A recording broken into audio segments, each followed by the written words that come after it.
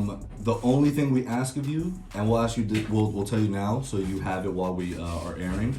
Since you're chilling with villains, just a villain name of your choice. Any pop culture villain that you feel sits with that's your alter ego, you know? Bill Gates? Yeah, fuck it. Let's go. Bill Gates confirmed. Villain. Bill Gates confirmed. Bill Gates. Out the gate. I thought you didn't, you know, like... Oh, look, and it's everyone's gonna use the sort of whatever his modern shenanigans are. Yeah. It's just garbage from the get-go. I'm an Apple guy. Yeah. Garbage from the get-go, and so. I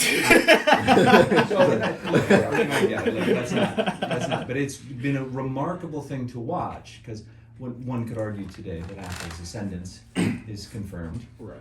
on a lot of levels, and it's like, why did it take so long?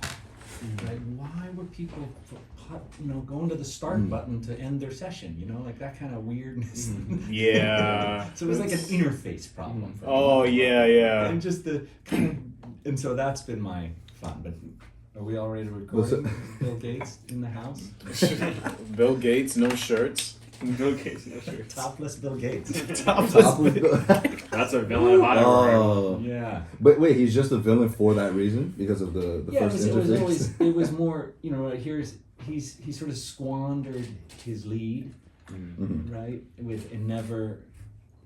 And he just peddled garbage into the world and profited, which I have no problem profiting, but peddle something and be proud of it. Don't, just because you change the world, it could have been changed faster. Yeah. 'Cause look what Apple did. Look Right. look at the innovations. Look at the way they maybe the world really did move with an elegance in the Apple environment. I mean, obviously nothing is perfect, and there's Yeah, resource challenges. But I mean, just like the virus nightmare that was faced by the Windows world. Exactly. Oh yeah. Yeah. No, it's what's Windows very guy. interesting about what you're saying is that we have this thing with Mark all the time. We're like, dude, just get an iPhone. Just get an iPhone. Look, also it's an interface game. Exactly. Yeah. You've gotten used to something. Right. It takes time to switch over. Yeah. Yeah. And Yeah, Alex finally has an iPhone. It took him years. And we've known him forever, and now he's like, "Oh, I get it. Like, I really like it." And that was the same thing. So he was always a villain for me. And now you can get into all of his vegetarian. The guy's got something wrong with He him. also doesn't know how much pizza rolls cost. What? Yeah. He was on Ellen. He was like, I don't know, $20. I mean, I'm not as well versed in the superhero, comic book world as you guys, despite my profession. He's kind of a great villain, right? He's got that Lex Luthor wealth. Exactly. He's Creates technology. I mean, he's up there with Jeff Bezos, I think. well, at least Bezos Bezos is Lex. made our He world has a a lot. bald head. I mean, and does anybody complain about the Amazon interface? I do. Amazon is phenomenal. What's wrong with Amazon? I think the Amazon interface is strangely looks almost analog. It looks there's something about it that looks very vintage. I think that's Even- because a lot of people of all ages use it, and I think they wanted to make it as Basic. basic as Like, No, I this is see what he's basic. saying though, because like when you go to checkout, the checkout thing is so it's just whack. Yeah. I don't- Either way, they but- set the standard, right? Yeah, And I'm not getting into the ring and all the weird data mining problems that exist in that company now. But what he did Yeah. legitimately advanced commerce and a lot of Yeah. other things, and access for obscurity into our homes. Yeah. I mean, that's a positive. It is. It is. I mean, yeah. he did it well. Maybe we can nitpick the interface. Yeah, of course, of the course. checkouts. Yeah. Or even Amazon Prime, how it looks. Right. Yeah, but yeah. Was there? I don't know. Has there ever been like a Amazon virus that like usurped your grandmother's computer and then drained your bank account? Like, No. I wouldn't hear about that. Sure. Unless you was using Windows 7. That's a different, that's a I don't, different you thing. guys have probably seen Bo Burnham's Inside, maybe. Oh, it's on Netflix, right? I haven't seen it. I haven't It's seen on it. Netflix? Worth a Yeah, gander, yeah, and there's yeah. a little Jeff Bezos song that's catchy as all.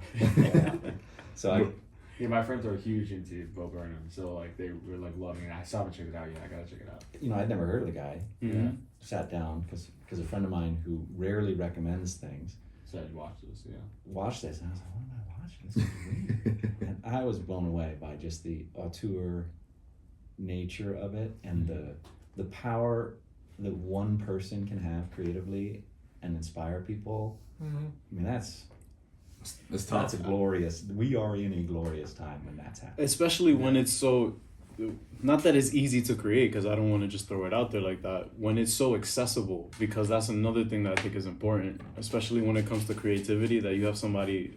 I mean, I haven't seen it yet, but I'm assuming, because I know the base of it. I know he shot it in his apartment, and I just think it's something really interesting about how even when you put someone literally in a box, how they can make something remarkable, and I think that's pretty cool. Yeah, 100%. I think that's pretty cool. I think an artist is sort of measured by their constraints to some extent. Exactly. You know, you choose a canvas size. You have a frame dimension. Mm-hmm. All of us, you know, that to work within any constraint Yeah. and create beauty or something moving. Yeah. That's what we all aspire to. Yeah. This on some level is a commitment to a conversation. Absolutely. And, Yeah. and it has its bizarre constraints. Yeah. But what we're doing would have been absolutely unfathomable, you know, maybe 10 years ago. Yeah. Yeah. Well, yeah. I mean, Yeah. we started in my basement with a fold Stack- table stacking textbooks, and put the stacking cameras, textbooks just so we could iPad. get an angle. Our iPad. An iPad, Oh like my a GoPro. We were using a Go- GoPro to yeah. record like a video, like. But it's what we had. It's what we had to work with, and we made it happen. Yeah. Yeah, we like jumped. We jumped from my basement into like the theater room, and now finally, Before it was like the theater room it is now. right. Yeah. Yeah. So like you're saying, it's we had what we had, and we're like, okay, we're gonna work with this, and that's that. Yep. And we made it work. Yep. So it's not to say that, let's say we're somewhere right now that we can't make it work. Like we don't necessarily need to be here. No. We You just could be on Yeah. Zoom. Yeah. we could be on Zoom. And actually, that's actually that was the beauty of the pandemic, Oh, ironically yeah. enough, was Yeah. that we were like, man, how are we going to make this work? And we tried Google Hangouts. That was just strictly audio because we didn't know how to figure out the video thing yet. And then we're just like, let's try Zoom out. It's like, how hard can it really be? And And our The our easiest first thing Zoom ever. guest was Karan. And then that's when we have all those guests yeah. Yeah. during Awesome. the pandemic. Yeah. Yeah, I mean, I think when you an artist, again, it's like a balloon. You squeeze it, you put Pressure. some pressure Yeah. on it, and then like, Yeah. there we are, somewhere I hadn't been before, Yeah. Oh, yeah. and we're gonna make the best of it. And, Yeah. and you know, it's almost weird to say, but the beauty of the pandemic. Yeah. That's an artist is gonna say, here's a horrible thing. I'm gonna find the Yeah. beauty in the thing. Yeah, man. We spoke to people I wouldn't even think I would speak to. Yeah. Yeah. Like it was something very, Yeah. very. It was just like, wow. So you're telling me if the whole world wasn't shut down right now, we I mean, wouldn't who have knows? spoken. Who knows Yeah, what who would knows? Who happen? knows? So we're like rolling 100%. Yeah, All the cameras have been on this whole we've time? been talking. Oh, perfect. Because now this is going to lead me into introducing our guest. Okay, Mark. Yeah, that's my that's I my know life. that is I'm always yours. asking, wait, are we live yet? I like a cold open. yeah. No, but the reason I say that is because you are our first individual to come in as our guest to the studio. Yeah. So welcome. Inaugural guest. Yeah, so welcome to the Welcome. Chillin' with Villains. Yeah. Clay Enos. First of all, your name is like the most badass name So like, badass. ever. Yeah. Claynos. We put it together. Claynos. Claynos. I like that. No, I actually don't get it. It like- works. Yeah, Claynos. Claynos, I like it. Yeah, and then they're like my Latin version, you throw an Enya, it says Claynos. Claynos. Oh, you can kind of mix and match. Cleños. Yeah, because clay is not easily said in Spanish. It's they look at it they're like Clay. and it translates to like mud. Yeah. So- pimple in some Spanish style. You know, like, Whoa. Whoa, what dialect is that? In Pimple? Colombian, I know. think they do. Colombian? Colombian? Yeah. Wow. In like Wow. Colombian Spanish. Yo, pop your clay. Yeah. Pop that clay on your face. You see, it's just slang, but it's Yeah. So Claynos. That's how we're. That's how you should introduce That's it. an alter. That's ego. your alter ego. That's his villain name right Yeah. there. Yeah. What would sort of be your like your motive. What's your motive for being a villain? Like what antagonizes you so much that you're like, you know what, I'm gonna be this villain right now. You know, before we started recording, the idea that like culturally, en masse, we're going in like a direction like oblivious, that half the things we're doing are wrong, and the villain is the one who's pointing out maybe that what we're doing is wrong, and villainized for it. Like Thanos. Right? Thanos? Thanos? I think I might be that villain who's redeemed at the end, maybe. I don't know. Okay. Or just or like the Joker, you know, kind of lovable, and they've got Wow. In the weirdest qualities. way. He has the weirdest way. But they've got qualities of principle, or a Rorschach, you know, who's Okay. Rorschach is dope. Is he a villain? Is he No, a hero? You know, I've never seen anyone pose that question about him because I've always been on his side about things because of his outlook on that kind of world that he was living in. You know, I mean, look, and you know, we're speaking more recent. Yeah. Right. Jesus, right? Jesus was a villain. Yes. Yeah. Yes. He was crucified for Yeah. it. Yeah. Kind of neat, right? He's Yeah. like, no, we're gonna eat on the Sabbath. We're gonna do Nah, that. man. People are like, bro, like We're not messing You're with that bugging. at all. It's kind of fun, right? And Yeah. these are that exists. So I'm okay being a villain. Mm-hmm. Because I'm gonna push your buttons, I'm gonna make you mad, Yeah. you're gonna hate me, but maybe what I'm saying or what I'm doing, has truth to it. yeah, and you know, in 1,000 years they're gonna be like, oh man, that guy in got New it right. Mexico. Clay was Well, Thanos was Claymos. right. no. Thanos was right. I've said it before. Thanos was right. There's a whole subreddit dedicated to that. Thanos was right. So That's funny. it makes sense. Maybe 10 years from now, I'll be like, damn, Clay was right. I should stick to Sony cameras. You know, camera agnostic. So look, I think that's fun. I think being a bad guy, right? Mm-hmm. It's frowned upon, and we thought in the hero's journey, there is some sort of an adversary that would be the villain. Mm-hmm. But in the end, I mean, life is filled with adversaries. Absolutely. Right? And sometimes you need to be the adversary to let that hero advance, right? You need to present. We live in a coddled world of comfort and abundance. If you don't get challenged, if you don't challenge yourself, if you don't face villains, You don't grow. Yeah. Yeah. And the, you know the crazy thing is, I think about this shit all the time. It's like where we walk around sometimes thinking like we're the protagonists, right? That all eyes are on us. Nobody fucking cares. Like everyone's got their own shit to do. Everyone is doing their own thing, and everyone is living as their own protagonist. Yeah. So it's like sometimes we just have to like be open minded and be like, all right, there's a bigger picture here. Like, and that's why sometimes it's okay to be wrong, and it's okay to like tell someone like, hey, like I messed up, and you know, the way I thought about things Was it this, and that? Yeah. right. So, but like everyone's just doing their own thing. Not all eyes are on you. Yeah, I didn't say I was ever wrong. He's like, whoa. He's like, excuse me, real quick. Like, I may be a villain, but I'm not wrong. But and like one of his villain names, you know, Magneto. I think Magneto is like that personified. Like he does not feel like he's wrong. He's like, our species is being endangered because of humanity.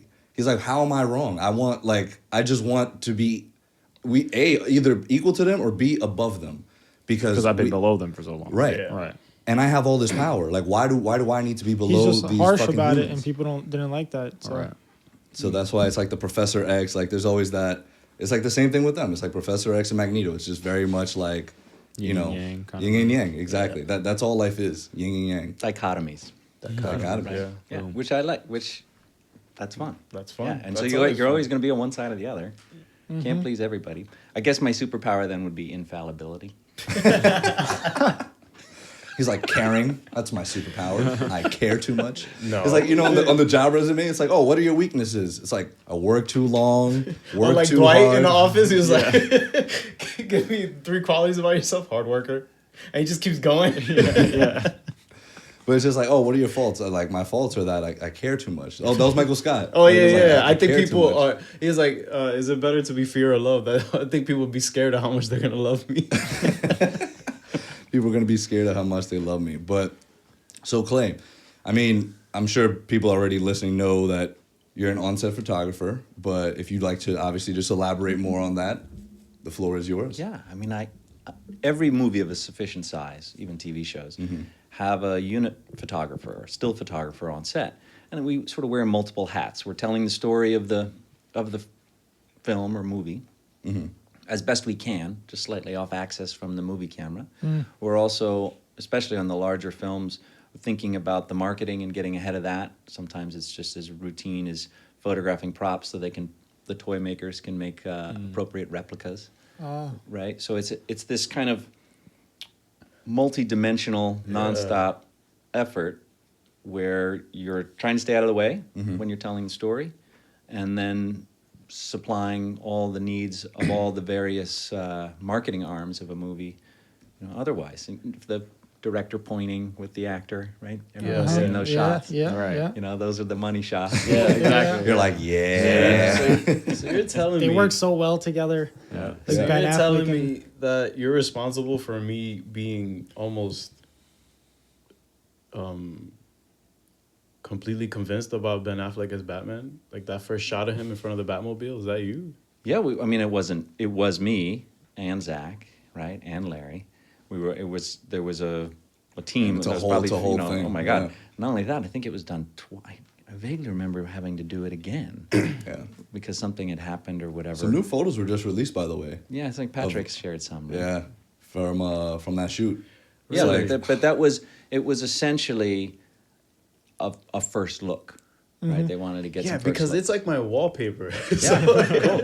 cool. You're like, And if it was you're a- responsible for that, Yeah, thank yeah, you. like- Yeah. So Zach had his Leica monochrome, so he was making black and white images, All right. and then I was, of course, responsible for the color images. I don't know which one you got as your desktop, because I think the I'll show first you. image that was released was Zach's. The black and white. Yeah. Because I remember seeing it, the tabloids kind of push that stuff out, and I was on jury duty, and I'm here just sitting scrolling, and I look, I'm like, Wow.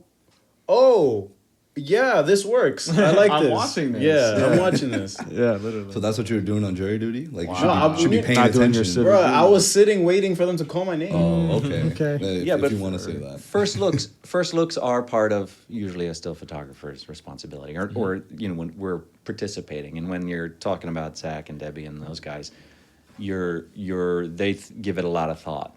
The Batmobile. Was that you? Yeah, no, that was Zach's. That's monochrome. I'm pretty sure that's Zach's, but obviously we were standing next to each other. And then So it's like, You I have an basically got it. association. Yeah, You're yeah. associated with that. Yeah, but What about this one?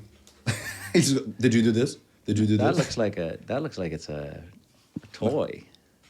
Is that real? I mean, That might be Justice League. That's why. Oh.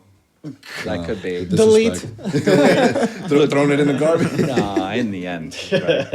I mean, they were probably working with my material. I don't know if there was a unit photographer for those reshoots, presumably. Right. But they hired somebody locally because they All were right. in England, and I don't know if any of those images ever really made it out. Oh, okay, all right. And the gallery image is what's called like the shoot you do for the poster material could be done by somebody, a unit photographer. They often don't. They often hire somebody else. But because of my relationship and my past photography career, it made sense to just keep me on board. And I think that makes a lot of sense too, just for the quality of images. You have the relationship with the actors. You're not a new face coming in for an afternoon. Yeah. Right. And it was already shot in your style, kind of, so it's like, it just matches. Yeah, and to be fair, the gallery shoot is really kind of a factory where you've been presented with 100 concept images of the posters. Oh, And so you're just kind of shooting a lot high angle, low angle, back. It wasn't, Yeah. And I had the crazy idea to shoot the in the Alex Ross style. So just at the end of all those other images, I'm like, can you come over here for a second and just, we're stand you here and make 10 pictures. Right. All right. And then that became the poster, crazily enough. Nice. Yeah. And that's stuff like that, especially like working with Larry Fong on that set. Like in terms of cinematography, did you communicate with him? Like, all right, so what kind of lighting are you doing today, man? No, I mean, so on something like BVS, which is Yeah. where Larry was the DP, they have their vision, right? I mean, and Larry will share with me his concept imagery and all that stuff before we get going. But on the day, it's lit. It's lit the way Larry lights and, the way it's been discussed. And I just can roll in, benefit, and look like a genius. Larry's like, Clay, it's all set up. It's all set up. Do what you got to do. Thanks, Larry. I mean, look, filmmaking, unlike a lot of other art forms, or maybe like in the media world, Right. it's almost always a hugely collaborative effort. Yeah. There's a lot of credit 100%. given to directors or whatever, screenwriters, but on the day, it's hundreds of people. Yeah. And you know, we all play our role, and everyone plays their role well, ideally. And I am just that small role. I'm the set mosquito. You know, I kind of you get your blood and you don't get swatted. You know? But I Well, mean, the like set mosquito that spreads the virus of the pictures in a sense. Because ooh, Right, going but back to the you just- viruses. Why can't you just love the mosquito for the mosquito? Why are you gonna make him a vector for viruses? Well, no, it's like you it's like you were saying. Your photos go into the promotion of the film. It's very important. Yeah, it because circulates, You yeah. see an image and you're like, that's kind of cool. I Yeah. might want to go check this out. So like it's a huge part. Like everyone plays that certain role. Yeah. But how did you sort of get into it? Like, what made you fall in love with? Because everyone can take a picture. Everyone. So how do you divide, or how do you sort of be like, hey, I'm a photographer and you're just a person with a camera? Or is everyone that has a camera considered a photographer? Like, how do you see that? Well, I mean, I think that yes, everyone with a camera is technically a photographer. You just might not be good. Right? And I think the key distinctive quality you need to bring to that idea is intention, which is kind of vague, but Right.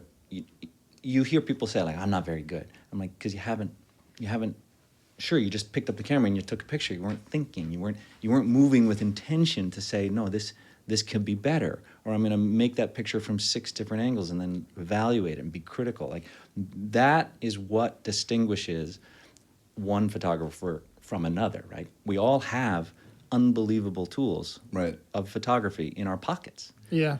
Why are, like, someone's like, oh wow, man, now you took that with the iPhone? I'm like, you have the same camera. It's not.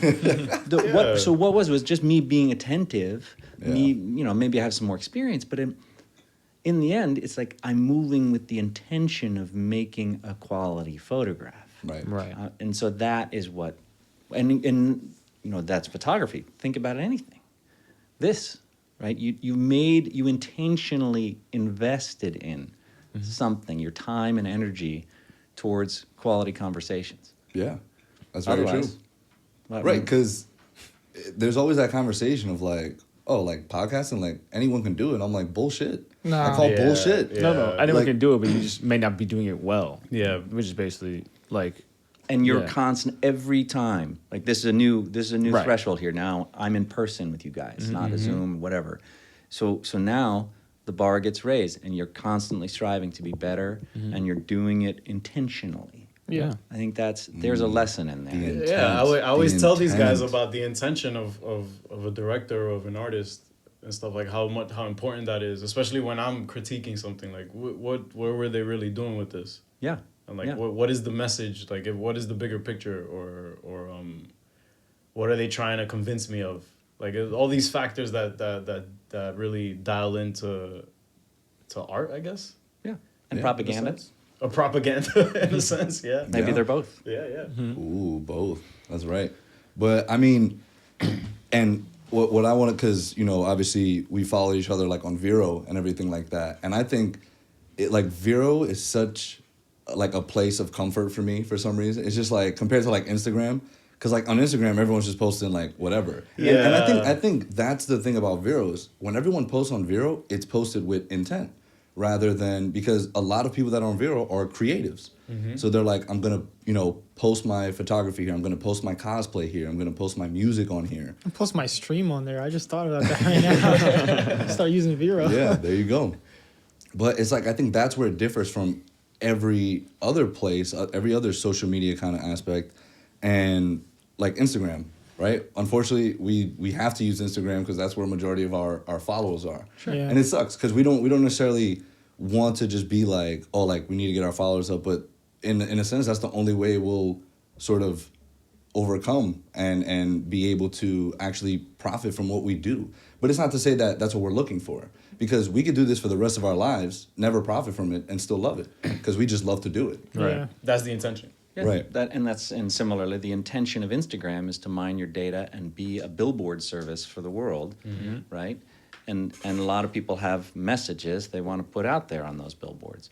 I think the intention of Vero is to genuinely mimic human interaction and human connection without all of that other stuff. Yep. So they're going to look different, feel different as a result.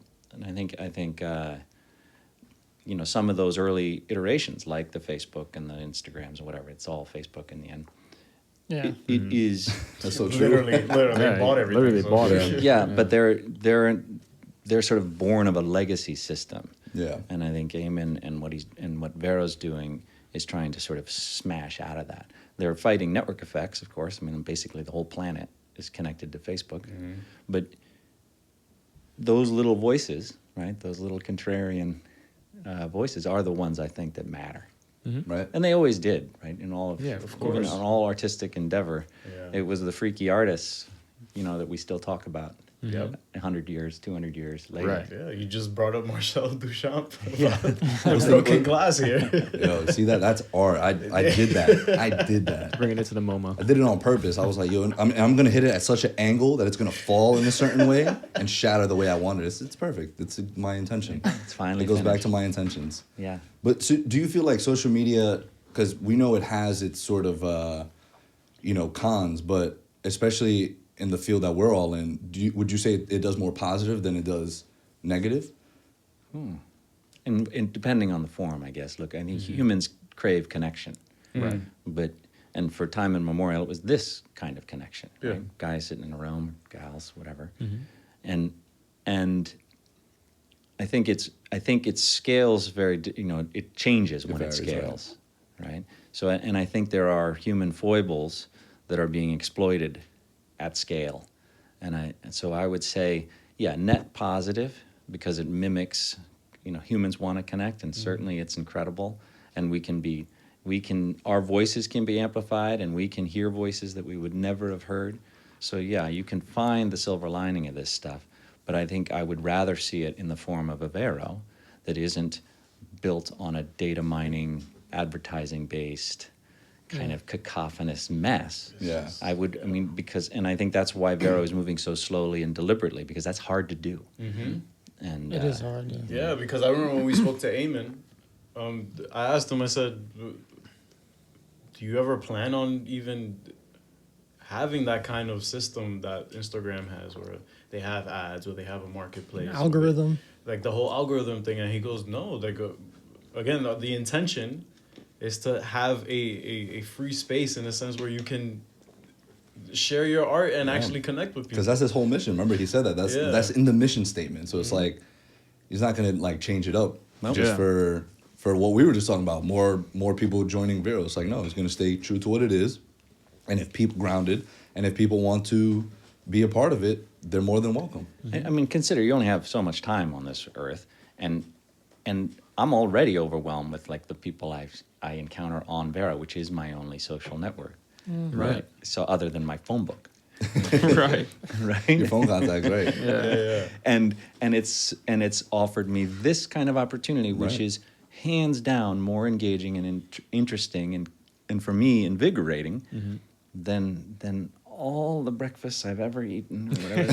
Yeah. You know, I mean, Yum. so It's half of it only. Throws the rest out. Exactly. Yeah. you know, so and look, all of those things they're just like mimetic copying, and most people emulate. They don't innovate. Right. And so you're going to have that. So that human foible is going to get amplified like crazy at scale. Absolutely. And so it's just what? Whereas the innovators are always going to be out on the fringes. It's just the nature of humanity, and I like those fringes. I'm the weird kid since I was 9, and I like being the weird kid. I mean, I think the sort of trend of being quote unquote normal is like sort of just dying like down. It's like, be whoever the fuck you want to be. You know what I mean? Yeah. And I know there's still people that are obviously very like scared of showing who they like really are and who they really want to be. But like in terms of what you're saying, because we've had this conversation before, where I remember in high school, I would never bring up that like I would watch like superhero movies and shows because like I felt like I felt like nobody else was enjoying that. Like it would be like geeky. Now And it's then, like the biggest thing. right? And I was just like, it was like, no, we've been here. Like we've done this. There's a sense of irony in it a lot because my best friend in high school and we would go to art club. We joined the art club simply because our art teacher was a geek like us. We weren't really doing much art. We would have debates. We would have theories about what films will be coming out. We would have. It was just this. It was weird because it was almost like a podcast after school every day.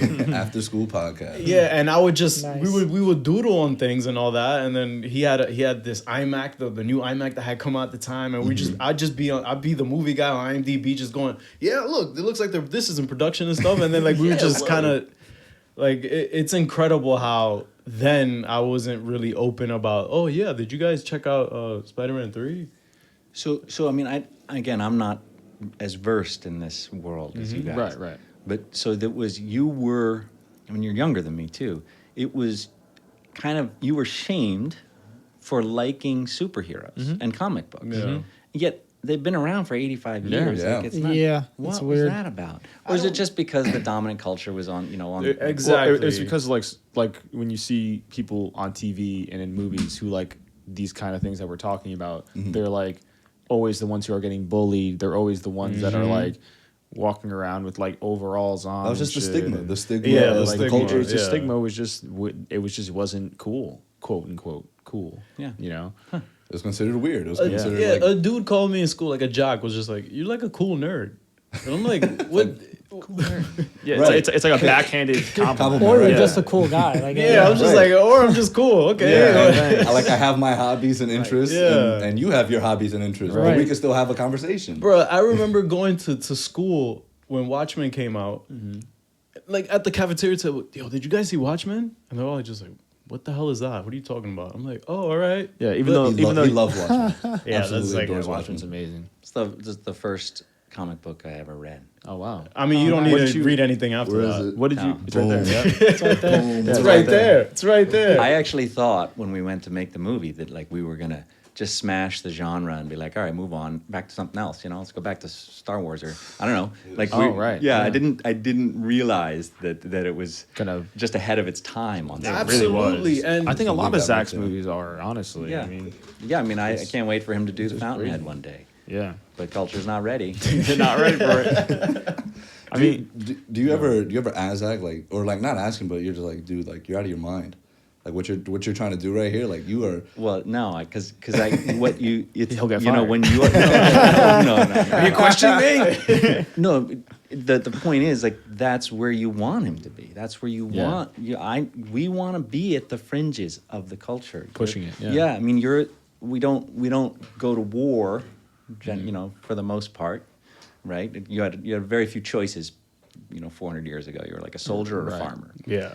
right? So today, the point is the artists. I think the point man. You know, like the person out there. Of course, there are still true warriors out there, and God love them, but not me. Like that's one side of the circle. Right. You know, Yeah, it's a big world. Yeah.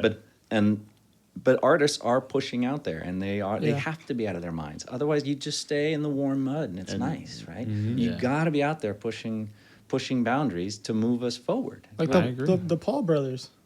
Stop. They're geniuses, man.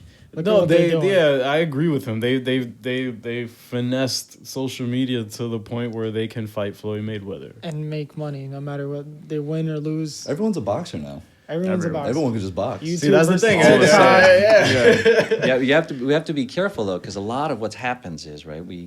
When you're out there really pushing the limits, there's a ton of distraction inside, right? Where you think where they're pretending that this is the innovative, edgy thing, but really they're just monetizing your existence and your attention. It goes back to intent. Yeah. You know, before oil, right? Everyone was burnt. You know, they were murdering whales for oil, right? For Yeah, blood, right? yeah. And then we find oil, and we're like, whales are good. We can stop Yeah, that. we can stop killing them now. Yeah. Right? And so there was a point to that.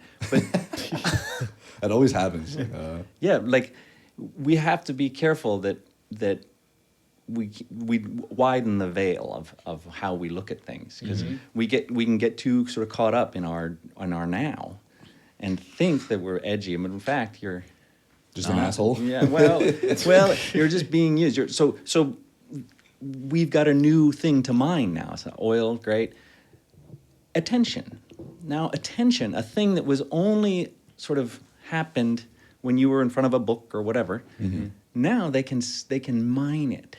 They're literally mining our minds for attention and stealing our, and feeding us dopamine to keep our attention. So pay-per-view is Monetizing. deeper than... Well, I don't know if pay-per-view is or isn't, but back then that was the only way. Yeah.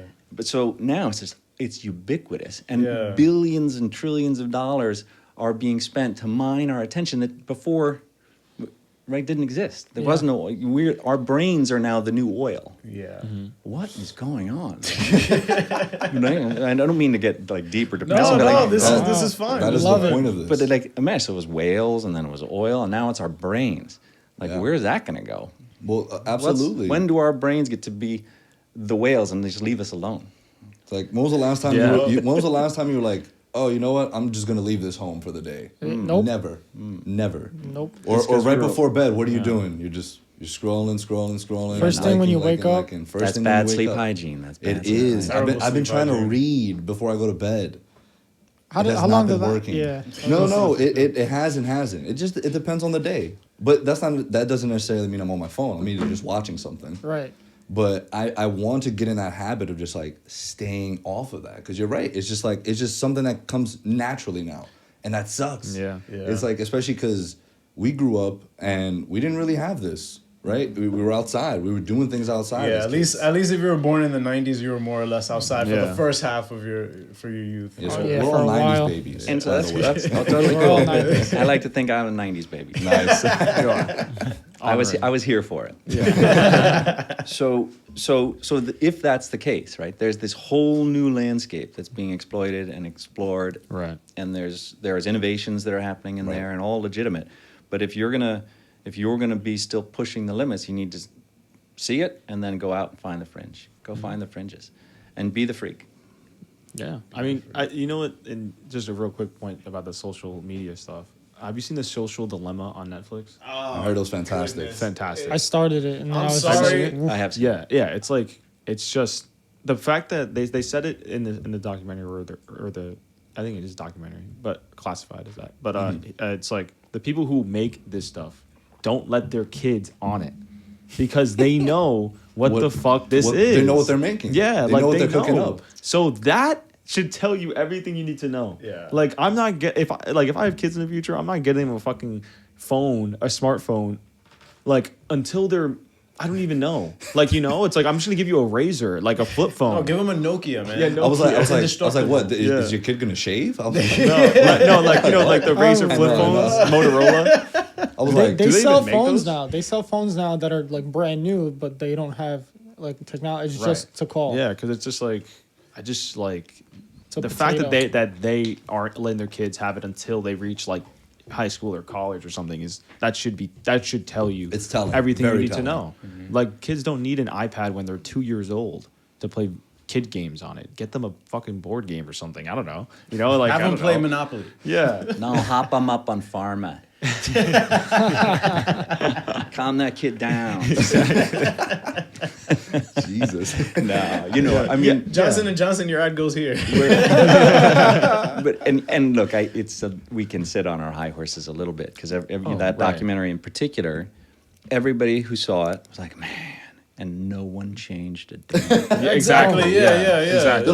They're like, that documentary was crazy. I'm gonna Right, talk right, about yeah. it on my On my social social media. media, exactly. I'm watching Social Dilemma. Yeah. And so it's kind of bizarre that we're in a world where there's no consequence to our actions, where we just spout our opinion and everyone just vacillates through. It's kind of bizarre to watch because I delete Facebook. I was Oh, like, yeah, I deleted that a while ago. Hashtag bye-bye. Yep. Instagram abandoned, bye-bye. Yeah. Right? Like, it's not that Get hard. it back just so you It's can not. follow us. Well, You don't even have to go No, on. we got it on view already. No, bro. it's- That's what counts. exactly. Like I am here because of No, Vero. right. That was Yeah. sufficient. There was Yeah. there was a conduit. I don't need 16,000 of them. I definitely don't need one that I know is hijacking my brain. Well, I'm good. Exactly. exactly. Yeah. Mhm. And if you're sufficiently, I don't know, if you've spent the time assessing your flaws, knowing your weaknesses, right, you can navigate and know what to avoid, right? But no one likes to look at their weaknesses, right? Yep. We want to tout our credits or our strengths, right? You see it in the gym, right? The guy who's with his giant biceps doing curls because that's just That's his accelerating, strength, right? No one wants to train their weakness. Or Absolutely. know Leg your day. weaknesses. You don't want to Leg face day. it. Leg day. No one wants to go through leg day. I don't know why leg day is such a thing that nobody really covers. I don't know why. Because it hurts. No, it's not only It- that. it It's because no one looks sucks. down there according to your head. That's how these guys think sometimes. Well, like, we're all doing it in some version of it, right? Yeah. I mean, it's just that's the easy example. Yeah. Right. But I always like the idea that what you don't like in somebody else is actually what you don't like in about yourself, right? It's that quality, and I think constant, ruthless self-assessment is a nice approach. Do it quietly, and of course, don't like tweet it. Yeah. I'm such a jerk. Because now you're looking for Self-deprecation. validation Yeah, or whatever. yeah. And that's, like, know that maybe your weakness is you need validation every day. Yeah. What? Look, everybody's path is different, but that kind of thing is hard to find in the culture, and the culture isn't supportive of even that action. They want you dopamine out and docile and attentive. Echo chamber. Echo chamber, yeah, Yeah. because Exactly, it's they're mining your mind right now. Yeah. Like, it's cool. It's like, Yeah. I just want to be a whale. Like, let me alone. Like, stop burning my It's like, blubber. you're not mining me anymore. Like, Yeah. Even on like your feed on Instagram, right? It's like they know what you like and they see what you like, obviously. So they're tailoring what you follow and what you like and stuff for your explore page. So when you go on there, you're not actually exploring really anything. You're not exploring, you're and just it's seeing not the same just content. You're And it's seeing the not- same shit. it's You're not just being what you saw exploited. on Instagram. It's what you Googled earlier. Exactly. I bought something on Amazon. I bought like maybe 10 things over like 3 weeks or 2 weeks for my PC, and then all I see on Instagram now. PC ads. And I was looking on YouTube like how to install it or the best products. All you see on Instagram is ads, and on my explore page is stuff that has to do with PC and gaming. And it's like, dude, I didn't even use Instagram for this, and you guys already know it. It's everything is linked. Everything is linked. Yeah, it's all linked. And look, I mean, on some level, there's genius to that, right? I mean, Oh Yeah. yeah, Because it's It makes things convenient. convenient. I yeah. mean, it did Convenience help factor. me. I would see things. I'm like, wait, this is actually Yeah. like incredible. But Yeah. like, I don't want to just be. I don't want them to just mine that idea from my head. Just that. Like, I want to be able to find that myself. Yeah. Right. You know, Yeah. but it's weird.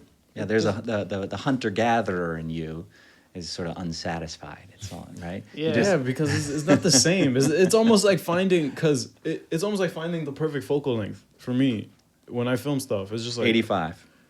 all the I'm time. kidding.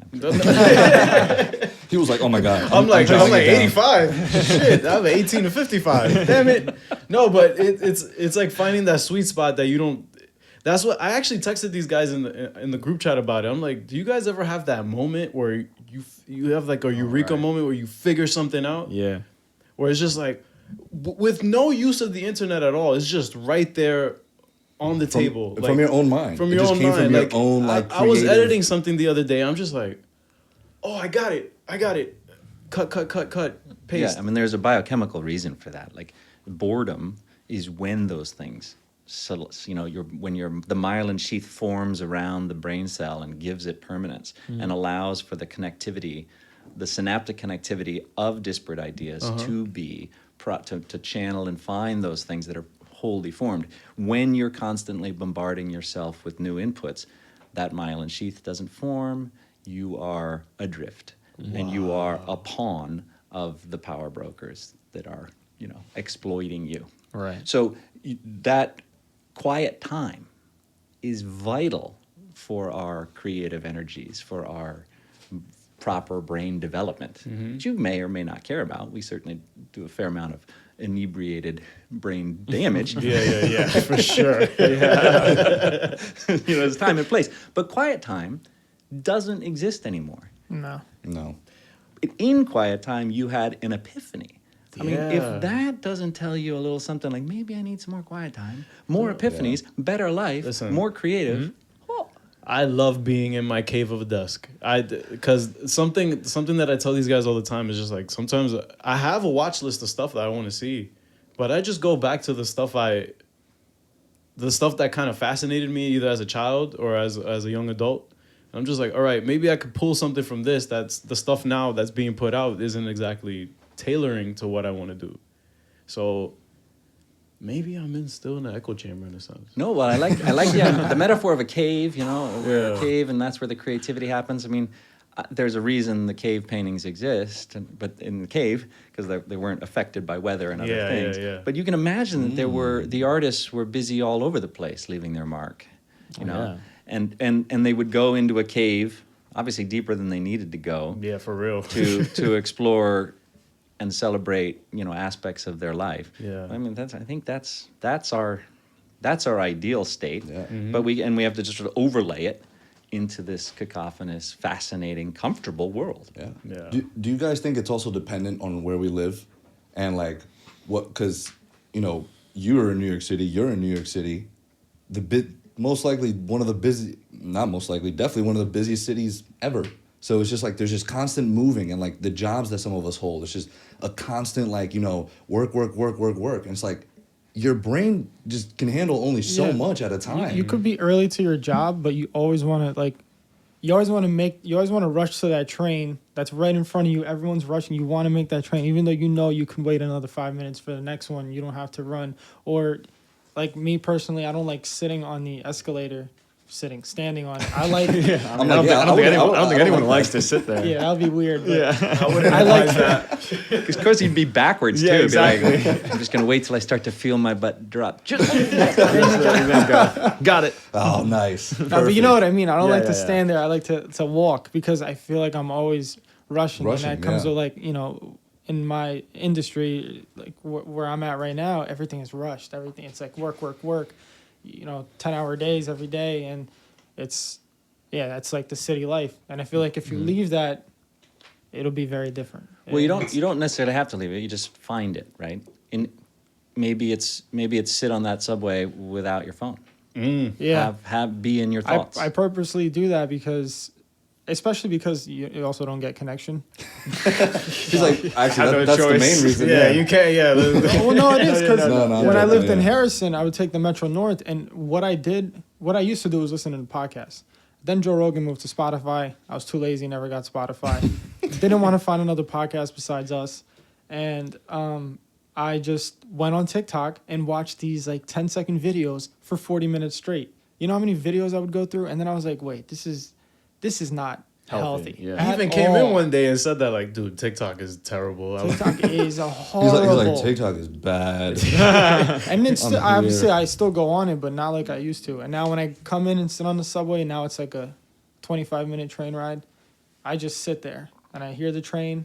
I pay time, observe the people around me, and then that's it. Yeah. So no more music, nothing. I don't need it right now. So Bring a notebook. Ooh, bring up, yeah. yeah. I don't know. Write some ideas. I mean, I'm not. Everyone's got a different prescription, of course. Of Yeah. course, yeah. But I mean, that's I think where we know we can sense it, right? That something's askew, and it's unique in human history that we're it's like bizarro land out there. So So we'll keep figuring it out. We'll keep looking. Especially in the city, you see everything in the city. Oh my You're God. like, I mean, and it's glorious. okay, of that's course. interesting. It's Yeah. glorious. Humanity New York. on display. There's Yeah. character to it. There's Yeah. character. That's something that I always appreciated because I always said that growing up in New York is almost a privilege to me, at least, because I've lived in the Heights. nothing surprises you anymore. Yeah, you go anywhere else and you're just exactly. like, okay. There's something about it that, especially growing up here, learning to drive here, as well, is just the thing that's just like. I've heard that if you learn to drive in New York, you can drive anywhere. No, you've never been to Peru. Really? You've never been Do to you DR? remember? You go anywhere that's not here, and it's just like, oh my god, like I'm going to die today. Today is the day because they are driving like maniacs. Yeah. They drive like absolute maniacs. Like 3 cars are making the same like left turn, like all. And you're just like, and like they're like this, dude. And What's an it's just- intersection? Stick Doesn't shift. exist. They're They're all driving stick shift. Yeah, I would say New York and LA are the hardest places to drive in America. Yeah. But The yeah, world, maybe Forget it. not so much. No. Even when I was in Jamaica, like the buses and those tight ass roads, and I'm just like, and they're they would beep before they turn because they want to let the other people on the other side know that they're coming. Like, But they don't stop. They just beep regardless, and I'm go. turning. Yeah, regardless, Like, I'm turning. If you stop or not, I'm going.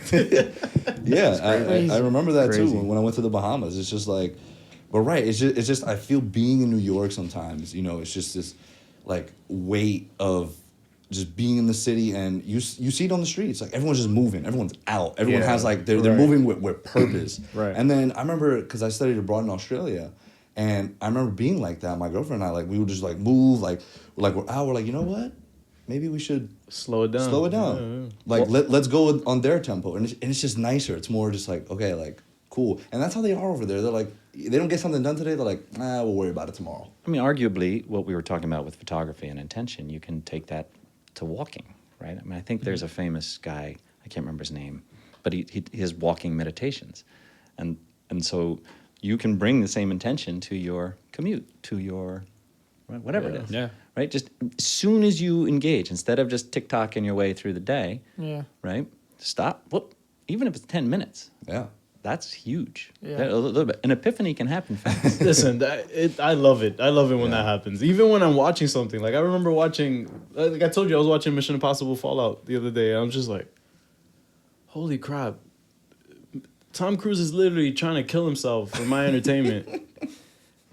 But it's still compelling. It's strange because usually growing up in the 90s, I wouldn't say I was very compelled by Steven Seagal or Rob Van Dam. Or I mean, Rob Van Jean-Claude- Damme, the wrestler. Jean-Claude Van Damme and stuff. Like I wouldn't say I was exactly compelled by what they did, but I don't know what it is about what Christopher McQuarrie is doing with Tom Cruise and that stuff. It's just like, bro, you're base jumping out of a plane 25,000 feet in the air. Why? Maybe that's his form of meditation. I mean, Maybe that that's- shot gave me goosebumps. So For real. Every That's time why. I see it, I can't believe it. I Yeah. can't believe it. I suppose I don't know what you're referring to. Oh, you haven't seen Mission Impossible? Oh, okay, all right. No, that's all right. Okay. But I mean, I'm just like thinking spoilers, narratively, things. right? Movies are they're stories. They're Yeah. being told. We're narrative creatures. We like our stories. Everything we know, we tell ourselves stories. Yeah. Just to get out of bed sometimes, right? Like if I don't get up, right? If I don't go to work, yeah. right? You can run the story. I Yes. don't get paid. I don't Yep. get hungry. Yep. Right? That's Wow, a story. Yeah. Right? And so and a lot of our stories, like Yeah. our movies in particular, which is this fantastic form of storytelling. I mean, Yeah. Insane. unprecedented Insane. detail and vividness, and of course it was born of commercial enterprise, so we have to be careful. Exactly. It's yeah. not mythic all the time, it's not the Bible stories, it's not the Gilgamesh, it's not Yeah. that. Right. It's there to sell tickets, but in there are glimmers of those other stories and meaningful guidance for our lives. You know that kids haven't killed themselves because of the Superman story, and then or whatever. That so there's Power. significance, There's a lot of power, power, and we should right. respect that. Absolutely. Yeah. And the more entertaining or dynamic or whatever Tom Cruise is doing. Yeah. No, but Insane. since you bring that up in terms of like what's mythic and what's not, or what I guess has some sort of different kind of feel to it. Do you take the same approach with your photography in a sense? Because something about your pictures that there is a texture to it. Because that's how I feel about watching films on a disc as opposed to digitally. Like, do you approach that the same way? Oh, that's cool. Well, that's nice of you to say because I love a texture. I love Yeah. in life. I respond to the sort of patina of life on things. So a place like India is just awash in textures. So and it's attractive to me. And I would try and bring that maybe, and even in a face. Yeah. I'll be attracted to those textures or a costume or whatever. Yeah. But I don't. Again, so much of the stuff you've seen of mine is the result of significant investment by professionals long before me. You know, like Michael Wilkinson, and a year of construction makes the Superman suit, right? And iterative, you know, craftspeople. Right. And I just roll up and be like, click. Yeah. No, but there, But even, again, but even everyone has still, their role. yeah, Everyone even has still their with your pictures, like even like with the stuff we were looking at earlier, I was just like, man, like I feel like I can almost touch it and feel what it feels like in a sense. Yeah, look, I think some of that is just, you know, I might be gravitate towards that, but also the film, Zach and Debbie and Wes and those guys, they've got a vision, and we're pretty aligned, or I know that. I share their sentiments, and we can Right. all sort of work together on that path. Yeah. Ideally that is what you want. You want something to have texture. You want to grab them into a seat. Exactly. Buy a ticket back in the day. Exactly. Yeah. Now you just We- now you just subscribe or something. We before you got here, we were watching something on YouTube. It's a video from 12 years ago, the street portrait photo awesome. how-to. yeah. Awesome. And because we were like looking at it, and the pictures came out great, but we're like, when was this? Like, Yeah. You saw how some of these guys were dressed. And I was like, this looks like it was a like while the ago. dude has like the spiky mohawk look and like the goatee. I'm like, what is going on? Yeah, he had like a soul patch. One, there was like a little sliver of hair. And, like- and we thought it was so funny because you were like, yeah, you like, you got to be aggressive. You're like, I'm taking a picture of you. Yeah. Like the UPS guy yeah. comes out and you're like, I'm going to take a picture of you. And the over guy's here. like, I mean, yeah, I guess. He's like, yeah, don't smile. And the picture came out great. Hey, it came out amazing. I was like, he could use that for his LinkedIn profile. Looked amazing. He might still be. Right. It's just like, they're like, oh, this UPS driver, you know, He's definitely getting jobs off that. 100%. that photo. So I just thought like that was fat, like your approach to it. And like you were literally in front of a store and like in front of this like white column and you're just like taking a picture and you're like, Yeah. oh, like if I get it from this angle more like close up, you know, and it just has a different effect than if you were Absolutely, yeah. standing just a couple of feet back. And that's like, I guess, you know, what you were talking about with your intent, you know, like how you're moving, why you're doing it, and like your own vision in your head of what you think it should look like, I guess, right? Yeah, So and you have a database of experience Right, of that you course, sort of yeah. which you would Yes. play on, but every time it's different. Right? Every person is different. Every engagement is different, and and be okay with rejection, Right. Because that happens too. That a lot of people were like, no, I don't want to, like, dude, I'm late for work. Like, Yeah, I but the really thing- got to go. And sometimes people give more gravity to the word no than what it really is, because it's just no. That's it. Like, because you know how sometimes the saying is, oh, what's the worst they could say? No. Yeah, I mean that's it. But it hurts, right? It's such a hurt Sometimes feeling. it could hurt. It could hurt. Depending on the It's situation, the feeling of of course. rejection, you know? Yeah. It's That's like, all oh, it is, though. and Right.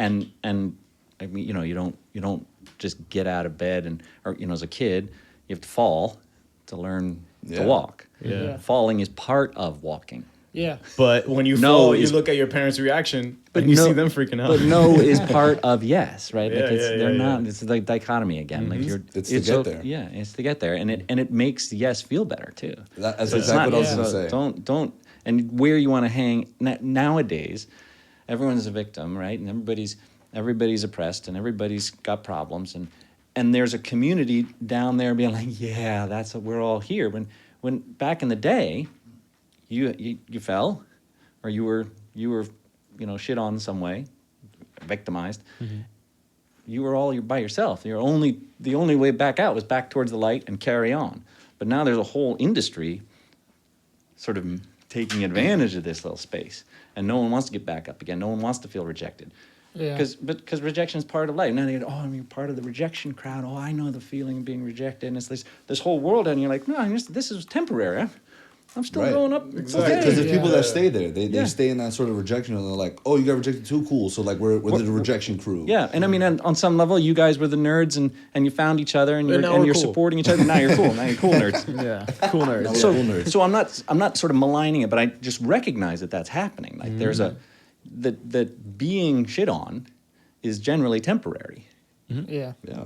Pretty much, yeah. Unless you decide, all right, this is, you know, because through various psychological, you know, hoops, you can be like, oh, now this is where I belong, and I'm just I'm a victim, and that's where I'm going to live the rest of my life. Yeah. And then there's this support group because we're networked to the billionth degree, and there's an industry profiting from it, and blah blah blah blah blah.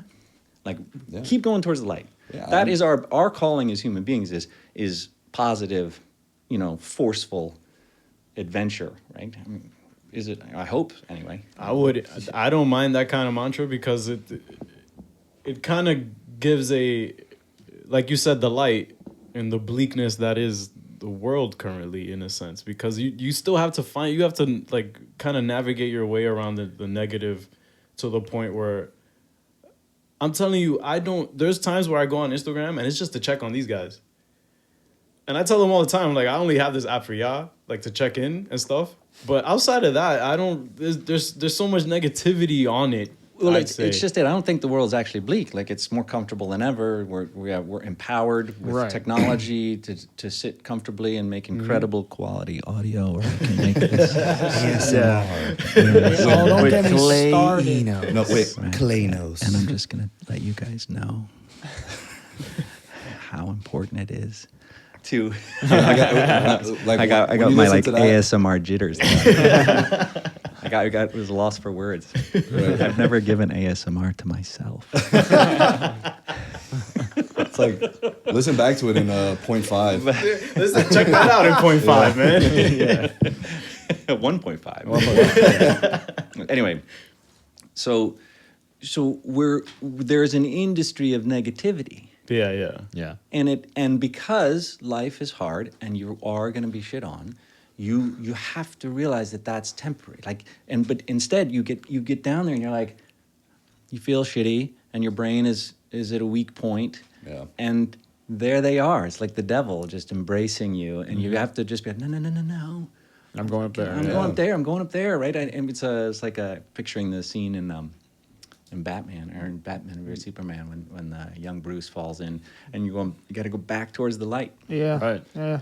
And I mean, I just think, and actually, it's funny the way he rises. He's rising up. Yeah. Yeah. I think that is what we need to do, and it's a nice fight because you're fighting towards the light. It's not, and you can pay attention and be sensitive. You're not going to necessarily deny. Be like, yeah, man, I know the feeling. It sucks to be shit on. Yeah. But take my hand. Let's carry on. We're gonna get out of here. Yeah, And ironically, what's bringing him up is his fear as well, because the bats are on the way up with him. There you go. Yeah, Like, that's the only way. You have to just carry your fears with you to the top. And it's like, all right, y'all are coming with me, and it's fine. And we might fall again, but we'll get there eventually. Yeah, and I don't know. I mean, these are difficult things. Somewhat easier to say. Yeah, of but course, also it's harder depending where you are in life. Yeah. You know, you guys are younger men than me. I'm on the downhill. You know, I'm kind of on the roller coaster now, sort of my hands up. And you guys you're chugging up still, and that's kind of scary, and there's a lot of unknowns, and it's slow and it's rough, but once you get up there, hopefully you see the view, and also, like, I mean, interesting things happen on the way down. You know, like fucking hair coming out of my ears and shit. Where the hell did that come from?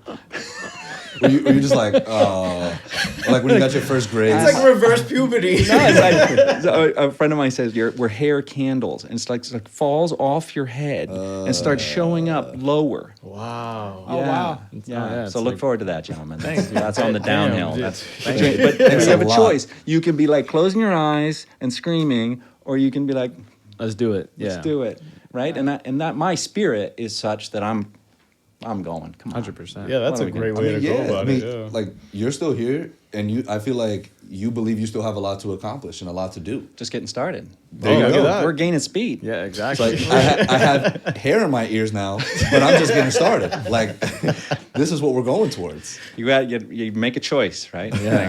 I'm gonna that eyebrows. Like, what the hell is that? I'm like, that's going. But other guys, you can see some other guys are like, no, I'm working this, and they're like, whoa, right? We all seen them. You're like, Of course, interesting choice. yeah. Interesting Pretty choice. long ones. It works. Yeah, it works. It works for them. Yeah, man. Speaking of what works, what's your setup like, man? Transition. What's your setup like? What kind of cameras do you use currently? So, yeah, I mean, I'm camera gear agnostic. Okay. Right. I think I'm on the record for Yeah, that. Right. you are on the record. I'm using Sonys because they're quiet, right? They're mirrorless, and they operate completely silently, which is critical. on a movie set. Absolutely. Right? I'm with Army of the Dead, I transitioned to all fixed lenses, like fixed focal lengths, which was really fun because they needed to be really fast for the zero light conditions that we worked with on Army of the Dead. And it was a ton of fun. Yeah. I'm sure it was, especially because I have a 23 millimeter at home, just fixed prime and stuff, and it's a very strange adjustment because I'm always used to like the zoom lenses and all that, and like what we mentioned earlier, like there's the, I guess the constraint of it. It kind of gives me fluidity, like in terms of I can be a bit more dynamic with this in a sense. So I'm assuming that's why you use that. Well, like we talked before, the constraints give you opportunities. Yeah. And so if you can't zoom, you have one choice, right? You either make the good photo from where you are or start moving. And now there's a physical dynamism to your engagement with the subject, whereas before maybe I would have just zoomed. Right? So that's fun. And it's fun to play in that space. Especially like I like the wait. So do you what were the focal lengths that you were using? 24. Okay. What was I? No, 24 or 30 or 35, 50, 85. And then I had one other camera with Zack's Dream Lens on it. Okay. Yeah, which is trippy and That's very trippy. He's been loving that Dream Lens. yeah. I mean, it was one that was sort of sufficiently so beat up that it wasn't eligible for the movie cameras. So it did all kinds of wacky things. There's I think one or two of the images in the Army of the Dead book used are from that lens. Oh yeah. Oh, wow. Yeah, and you can kind of like, what's going on there? So the still photography we've seen, I guess, from everybody in the vault and stuff, that was you? Yeah. Yeah. That's dope. Awesome. Yeah, except for, they got rid of Chris and put Tig in there. Yeah. What Photoshop can do, man. What Photoshop can do. I completely forgot like that she was put in there. Like it didn't really like feel They off-putting. cleaned it up really nice. Yeah, it did not feel cleaned it up off-putting. really nice. Yeah, I mean, face replacements come a long way since And she's shorter. Justice League. Yeah. Low blow. No, but it's true, right? Like, Yeah, it's done. Very true, yeah. It Clay, got when a lot better. When you heard I the need an news, Advil. when you heard the news that it was getting released, like how did that feel for you? Because I can just imagine like that was Snyder just Cut, like right? the Snyder Cut, Yeah. of course, not whatever the fuck that other Yeah, thing the was. fan made stuff. Yeah, I never saw it, so it was yeah, I mean, that was incredibly validating. But it was also fun because we had obviously had insider info, and it was much more of a personal affair among friends than it was some sort of commercial endeavor or whatever, sort of streaming requirement. So it was cathartic. Yeah. Nice. Yeah. I mean, it's again, I'm not in this industry because of some sort of love of comic books or even filmmaking. Right. It's been a friendship with Deborah Snyder for 30 plus years, and then and then as a result, the extended family of the Snyders and stuff like that. So it's always been personal for me, That's and I've awesome. had the luxury of to some extent to make choices that were less financially driven. And more about relationships. That's dope. But that's Nice. right. It's a good, I guess, change up because most of the people that we have on were, I mean, obviously you wanted it to be released, but they weren't. They were kind of from our view of it, right? Where it's like they're supporting the movement and everything, and for you, it's just like personal. Like you want to see the movie your friend made, your friends made, and you obviously too, like released, and you want to see that art like into the world. So it's like it's a nice switch up to hear like your side of it because like most of it, it's like, oh yeah, we just love the comics and we love this, So it's like it's a good switch up. I mean, you think about it, like my friends worked for 3 years plus of their lives on a single story. Yeah. Yeah, like that's I come in for like 6 months, do my thing, lose some sleep, go home. They'd worked 6 months before and were more, right? And then for years afterwards, and then on top of the personal tragedies and stuff like that. Right. Like to watch that thing come out and be as epic as a masterpiece as it is, it still shocks me that was just sort of floating around in Zach's head. Right. Was there ever like an idea that you heard and you were like, I know we said like, oh my God, you're crazy, but like, was there like something where you're like excited, like genuinely excited, like being like, wow, this is like super cool. I've kind of got this technique with when they're telling me stories, and it all began with Watchmen, because I remember sitting in their living room, and they're talking about Ozymandias and the media, and He's like, who? What? Where? So I've just learned to let whatever they say wash over me, and I don't understand what the hell they're talking about. Right, I'm like, right, who's right. all these people? And I have complete faith Right. You just blind faith. I'm going with it. going. Yeah. Yeah. 'Cause And you so they can't really. Usually, I have no idea what they're talking about. So I True, just true, true. pretend like nod. Yeah. Faith, Alfred. Faith. It's like he's entering the Speed Force. Dope. yeah. Sure, man.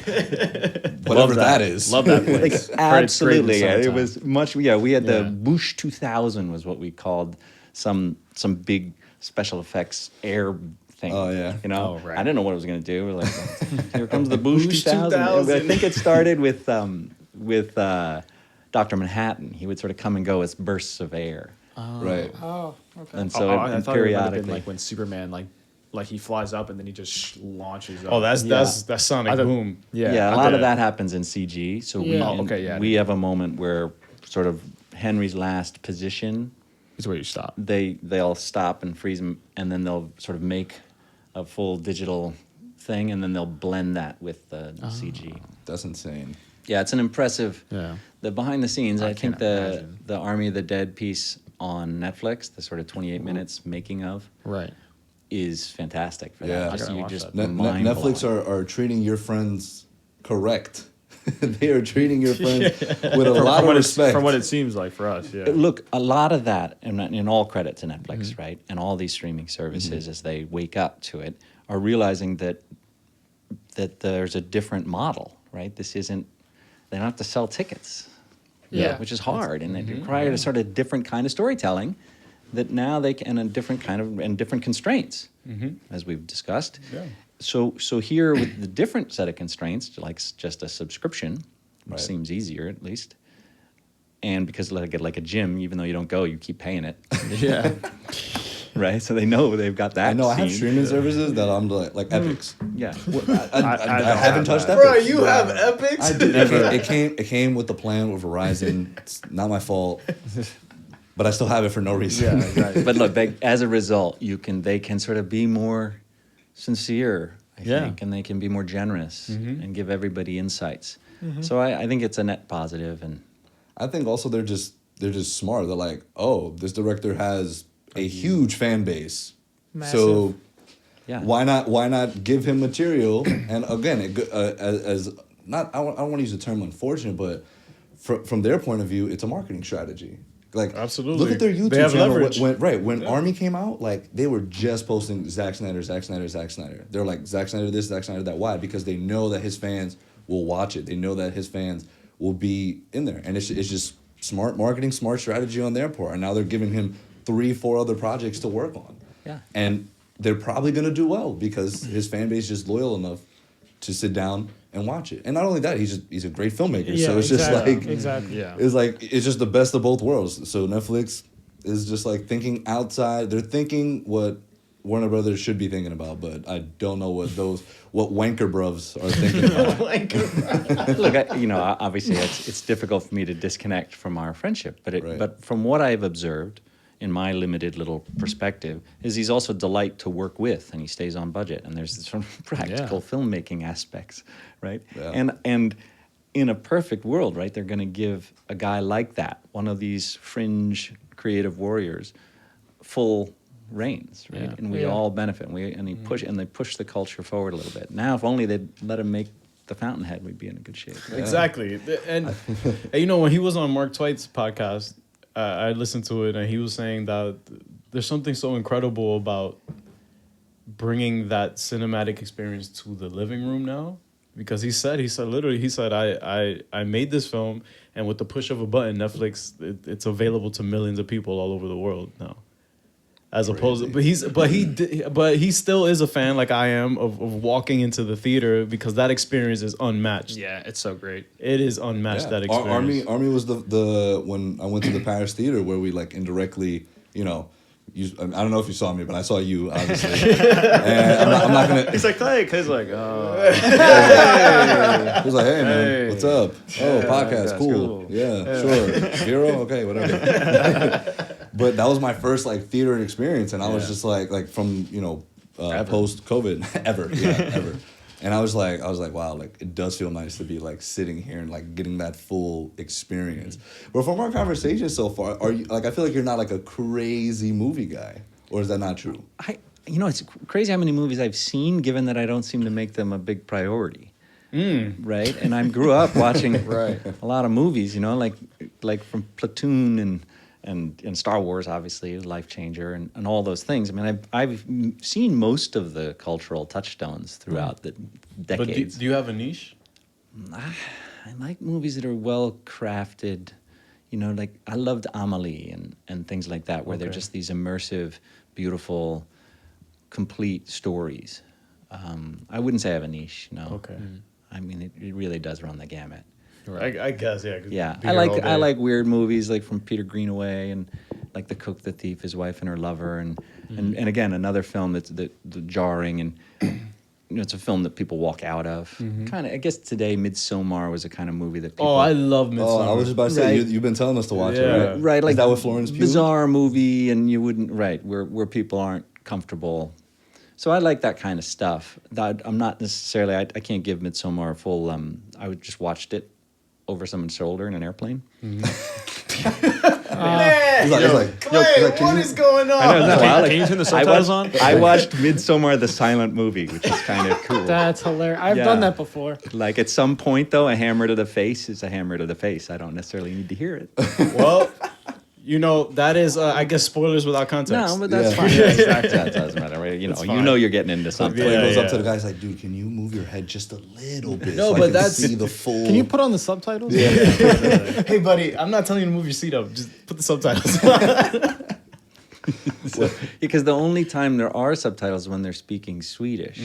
So that's the only time I was. Yeah. The rest of it was just watching. But you could tell it was this artfully crafted, like sort of strange dolly moves. Through Ari this- Aster is really dope. He I don't know if you've seen Hereditary. That was like his breakout like kind of horror film, where he kind of shot it to kind of mimic a diorama.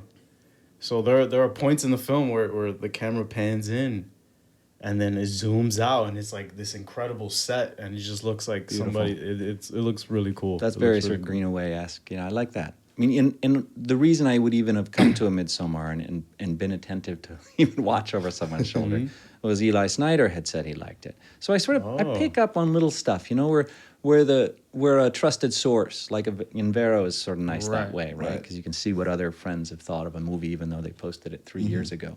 I like that. I like that sort of I have a circuitous path, and I'll pick up on cultural touchstones or films or whatever, Yeah. because somebody I admire or trust or question has said something about Yeah, it. that's really cool, because you could kind of dial back and go, wait, how did I get into this again?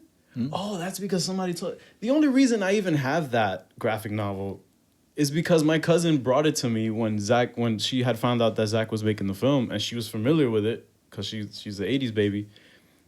And I was a junior in high school. She came up to me. She hands me that, no context or anything. She goes, "Read this. Don't call me until you understand it. The movie comes out in March." And I think it was she got that for my birthday, so it was October at the time. So she was like, "Don't call me until you understand it." And I feel like I just like went into a wormhole with that. And then now I'm here telling these guys, "Oh yeah, that's the pinnacle to me." Like I wouldn't have it any other way. Did you watch the HBO series? No, I didn't have HBO, or I just wasn't. Oh, okay. Yeah, and also it just seemed like we made the movie. I didn't see. I was like, wait, that's weird. I felt kind of crass, but I can't judge it because it just felt like a crass move. For like Jeff Johns and gang were taking Watchmen and morphing it, but the whole idea is like it's done. Like the whole genre's finished. Yeah. What are you doing? But obviously Yeah. people liked it. It seemed like it was pretty good, It's a- and people were well received. So I'm all credit to them. But that was my initial Yeah, reaction. right, I was like, right. and I was probably wrong. Never happened. Never happened. He's like, not even now. He's like, no. We I'm- have I'm that not on wrong. record. He looked We right have at that you on and you're record. good. By Klanos, wrong, I never mean wrong. right. Yeah. Right. No, but Clay, that's a valid argument about it because that's how I felt when DC Rebirth was doing the whole what's that thing that they did with Watchmen? The Oh clock yeah, thing? Doomsday Clock. The Doomsday Clock. I was just like, guys, no. Were they like mashing it up with something else? with Superman Yeah. and Batman and And stuff. Batman I'm and just all that like, Alan Moore, that wasn't his intention. It was just this, It was and supposed that's to be it. separate. This Yeah, alone. that's his it. intention, that wasn't it. But what Damon Lindelof did with the show, Yeah. it surpassed expectations for me. And I think The Boys now has got a similar kind of thing going on, right? Where they're sort of smashing the genre Yes. and self-critical, and they're Yeah, and they're it's- sort of it has like a real satire approach to it that works. That Yeah. they do it and it works. good. Because you're like, Yeah. you see it and you're like, man, if superheroes did exist, Not They all- would probably not- be assholes. they Like, would probably be assholes, a lot of them. And And they use also, them for marketing. Exactly. Yeah. Like there'd be companies that'd be, yeah, you know. And we were comparing the company that employs these superheroes in the show, To Vought, Disney? to like Disney or Amazon or, Yeah. or like To these big Walmart or something companies. like you know. huge, just overbearing companies that just have a hand in so much Yeah. shit. So I guess there is a similarity to Watchmen in that sense, but I don't know that I wouldn't.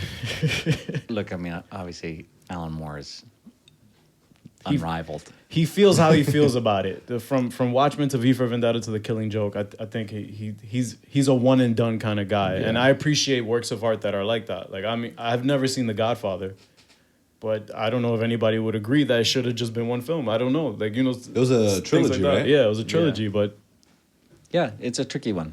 Yeah. and again, the genres are different, and, Mhm. and he's a purist, and I appreciate that, right? Mhm. And one and done is fine, right? Marcel Duchamp didn't make art for the last 45 years of his life. He's like, don't do this. I'm going to destroy your world. Play some Then chess. I'm out. and play some chess, man. Yeah, we should get like a A chessboard. chessboard here. Chess is I think fun. that would be Chess pretty is Nice. I dope. thought you were going to say urinal.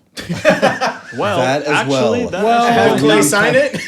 Clay sign- You're Clay on signs to the urinal. something. That's all our guests sign the urinal. The bathroom is kind Where of do we- far where- away. Where do we even put it? Yeah. Where does it even fit in here? Just behind that table. Oh, you got the broken glass. Exactly. It's perfect. We'll put it up there. Bicycle wheel on a stool.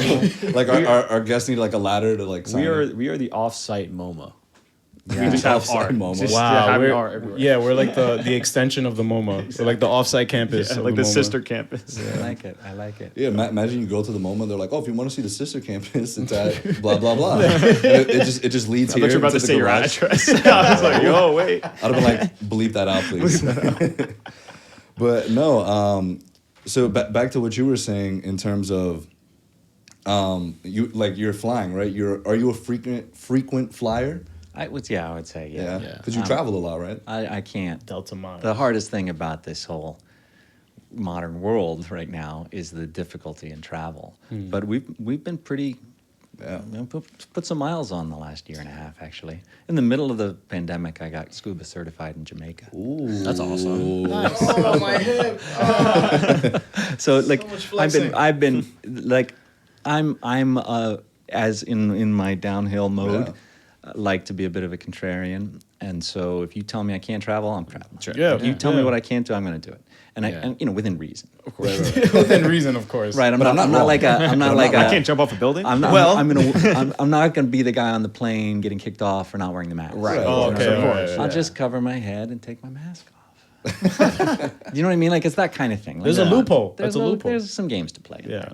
Where has been your favorite place that you've traveled to? Oh, good man. Can you pinpoint one moment where you're like, "Wow, this is dope. Like I am in heaven." Oh, yeah. I mean, I could say that one of the most beautiful places, a place that I'd be happy to decay would be Yosemite National Park in California. Really? Wow. It's pretty special. Wow. So I would, and it can be crowded and whatever, but if you just find your space in there, it's spectacular. Yeah, I've So heard of that, yeah. but I'm bad with superlatives. It's hard to say that a favorite or a most beautiful. Yeah, of course. Because every like, experience is different. Yeah, right? good. What, I mean, yeah, what you're about t- notable? yeah, I think that I'm driven by the spirit of adventure. I think Right. I've even with my photography, I'm not I'm not as interested in the preciousness of the photographs as I am that the camera itself is a conduit for and an excuse for adventure and conversation. Wow. Right? Yeah. So, you know, I've been to Rwanda 5 times, not because it was sort of this destination with an interesting history and a, you know, and a game park. Right. You know, it was because I was making photographs that they needed around the world of coffee or something. And then that, knowing that Ben Affleck ran a nonprofit in the country next door. Yeah. So then I was like, well, hey, do you need some pictures? Wow. So it was like an offer of, That's awesome. hey, I can Yeah. I do can my help you thing out. for you, and right, and it Degrees was of separation, and an yeah. adventure, and the next thing you know, we're standing in front of mountain gorillas, and that's kind of It's lovely, insane. right? Isn't the world is insane. Now, I don't like that people say that the world is small, because I don't agree at all. When they Well, say, I know it's a small, figure of it's speech. small and large at the same time. it Dude, feels like. Relatively, it's a speck of dust. I know we're a speck, but I'm saying our planet itself is pretty damn big. No, it's a big place, Yeah. But we live in a time when I can kind of be anywhere on the planet Exactly. within a day or two. So it's a strange. Yeah, yeah. We're in it, and there are consequences to that. Yeah. But I'm of the school that's a glorious thing, Mm-hmm. and we should be, you know, sort of be careful how you use it, the magic. Absolutely, yeah. If you've been gifted this magic, Absolutely. don't screw it up. Yeah. I mean, And it's kind of funny now, as everyone's like, you know, we can't impact the planet or whatever, right? But no, we can make the planet really great. we can.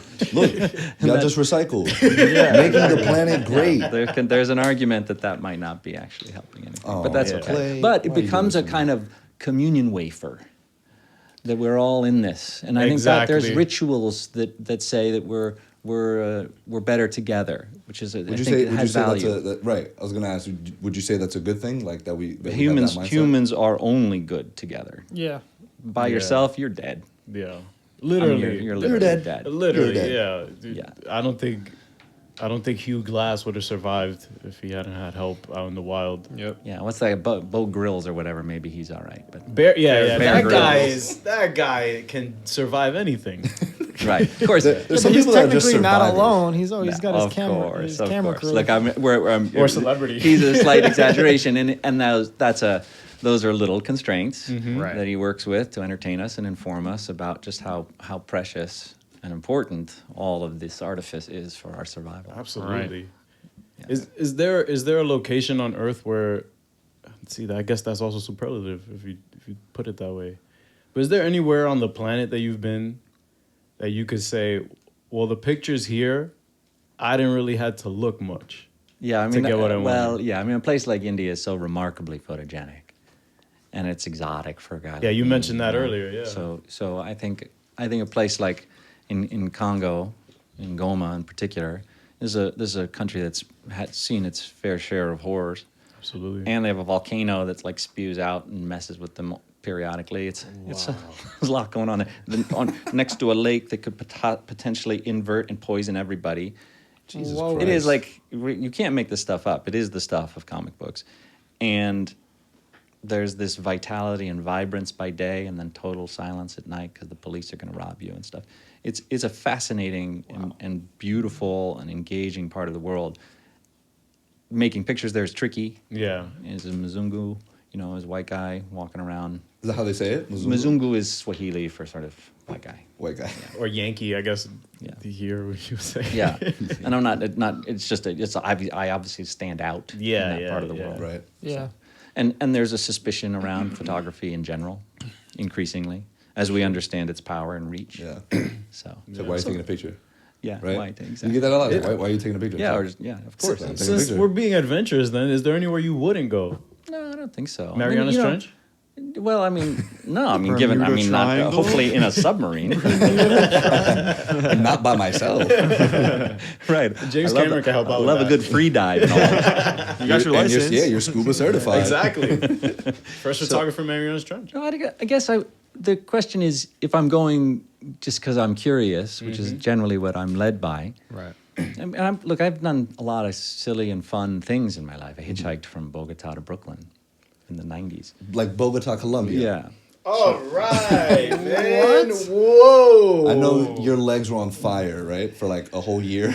I did it over 100 days, and it was, there was still a little hot down there, not completely. It wasn't fully war torn or anything, but there were shootings and there was some skirmishes and there was CIA notes to never go in any of those places, and I cruised through no problem, right, till I got to Texas where I was robbed. And then I got arrested in D.C. So at then that. you look back. And you're wow. Happens here. Yeah. It didn't even happen on the way up. right? Yeah. So Just passing through Chihuahua, Mexico, no problem. there's a lot in that, right? Like, Yeah. So, but again, if you're curiosity and adventure, if that's what guides you, you gotta go with it. You gotta follow. But that does involve risk. Absolutely. Bro, robbed in Texas, arrested in D.C. How was that like? Like, but they just took everything. They just stole stuff without me noticing. Okay. I bought So this it wasn't beautiful machete, kind of a souvenir machete with all the crests of all the Central American countries. I just hitchhiked through. Right. Oh, man. Damn. And then I've been back looking for it, never found that. You should have been like, take my again. phone. Like, take anything else but this dope machete I just got. Wait, but you said in the 90s, right? Yeah, so there were no phones. Oh. There was no Take internet. my shoes. Probably a Nokia. Not the machete. This was take my eight- shirt. this no was- shirts. That was summer of '93, so even the internet was nascent. Oh, wow. Basically, my parents must have been either nervous or totally oblivious to the fact of what I was doing. 'Cause Yeah, like I would have called wrote- ACS. Like, where's your kid, man? I think gonna say, how old were you I think I when this- called home twice in 100 days, and I was whatever. I was like 23. Wow. Yeah, isn't that funny? And now today's world is like a whole different thing. Years later, I rode a Vespa from New York to Vancouver down to Panama. Oh, Okay, so you dope. went. I went from New York to Vancouver, worked on Sucker Punch, finished, and then drove to Panama. in a Vespa. Yeah, on a Vespa. Dope. Wait, That they is don't so take cool. diesel, right? So. Yeah, it's a costly Vespa. Oh my goodness. Oh my God. And then back to Guatemala. Yeah, and so obviously that was a different world, right? So now it's Let's do 2011 it. or Let's something. plan a Vespa trip, all of us. I wouldn't know a Vespa, bro. A Vespa? Wait, but. Silencio, Bruno. Silencio, bro. Have you watched Luca yet? No, I'd should like watch to though. Luca. I'd like to. But good. So the Vespa, did you have to do any tire changes at all or anything? It was just. No, Vespas are really well built. So Wow. Yeah. they're the sort of Mac Daddy of scooters. I feel like they're easy to maneuver too. They're like the Toyota scooter. Yeah, and it was a 300, so it was the top of the Toyota line, Vespa, and it did the trick. I think I got some service, some oil changes and stuff, Yeah. and I didn't get a flat tire until just outside Panama City. Wow.